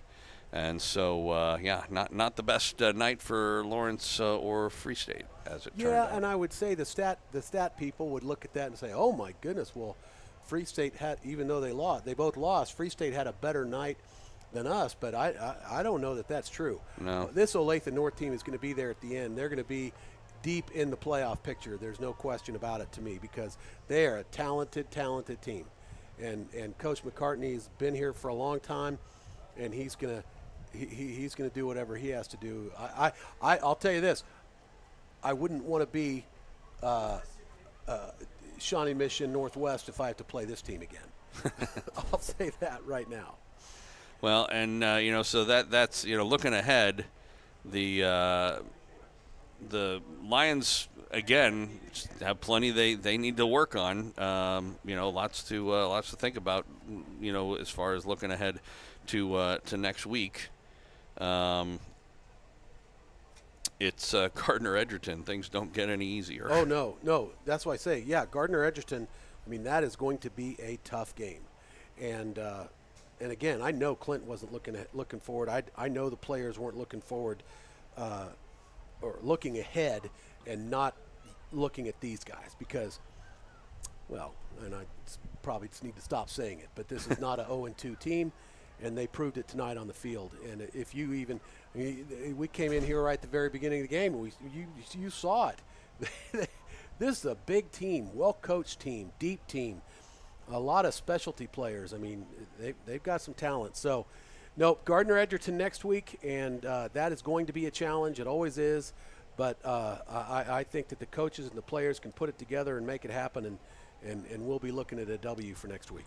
All righty, so once again, the final score tonight was Olathe North 42-34 over the Lawrence High Chesty Lions. They play against Gardner Edgerton at home, so it'll be an opportunity to support the team right out at Lawrence High School next week. We hope if you can't make it there that you will join us, as we'll have the game right here on FM 101.7 and 1320 KLWN. Depend on it. We'd like to thank Elijah Schmidt back at the station for pushing the buttons as much as he did. And, of course, Matt Llewellyn here from the stadium. It's Joel Becker saying good night from Olathe.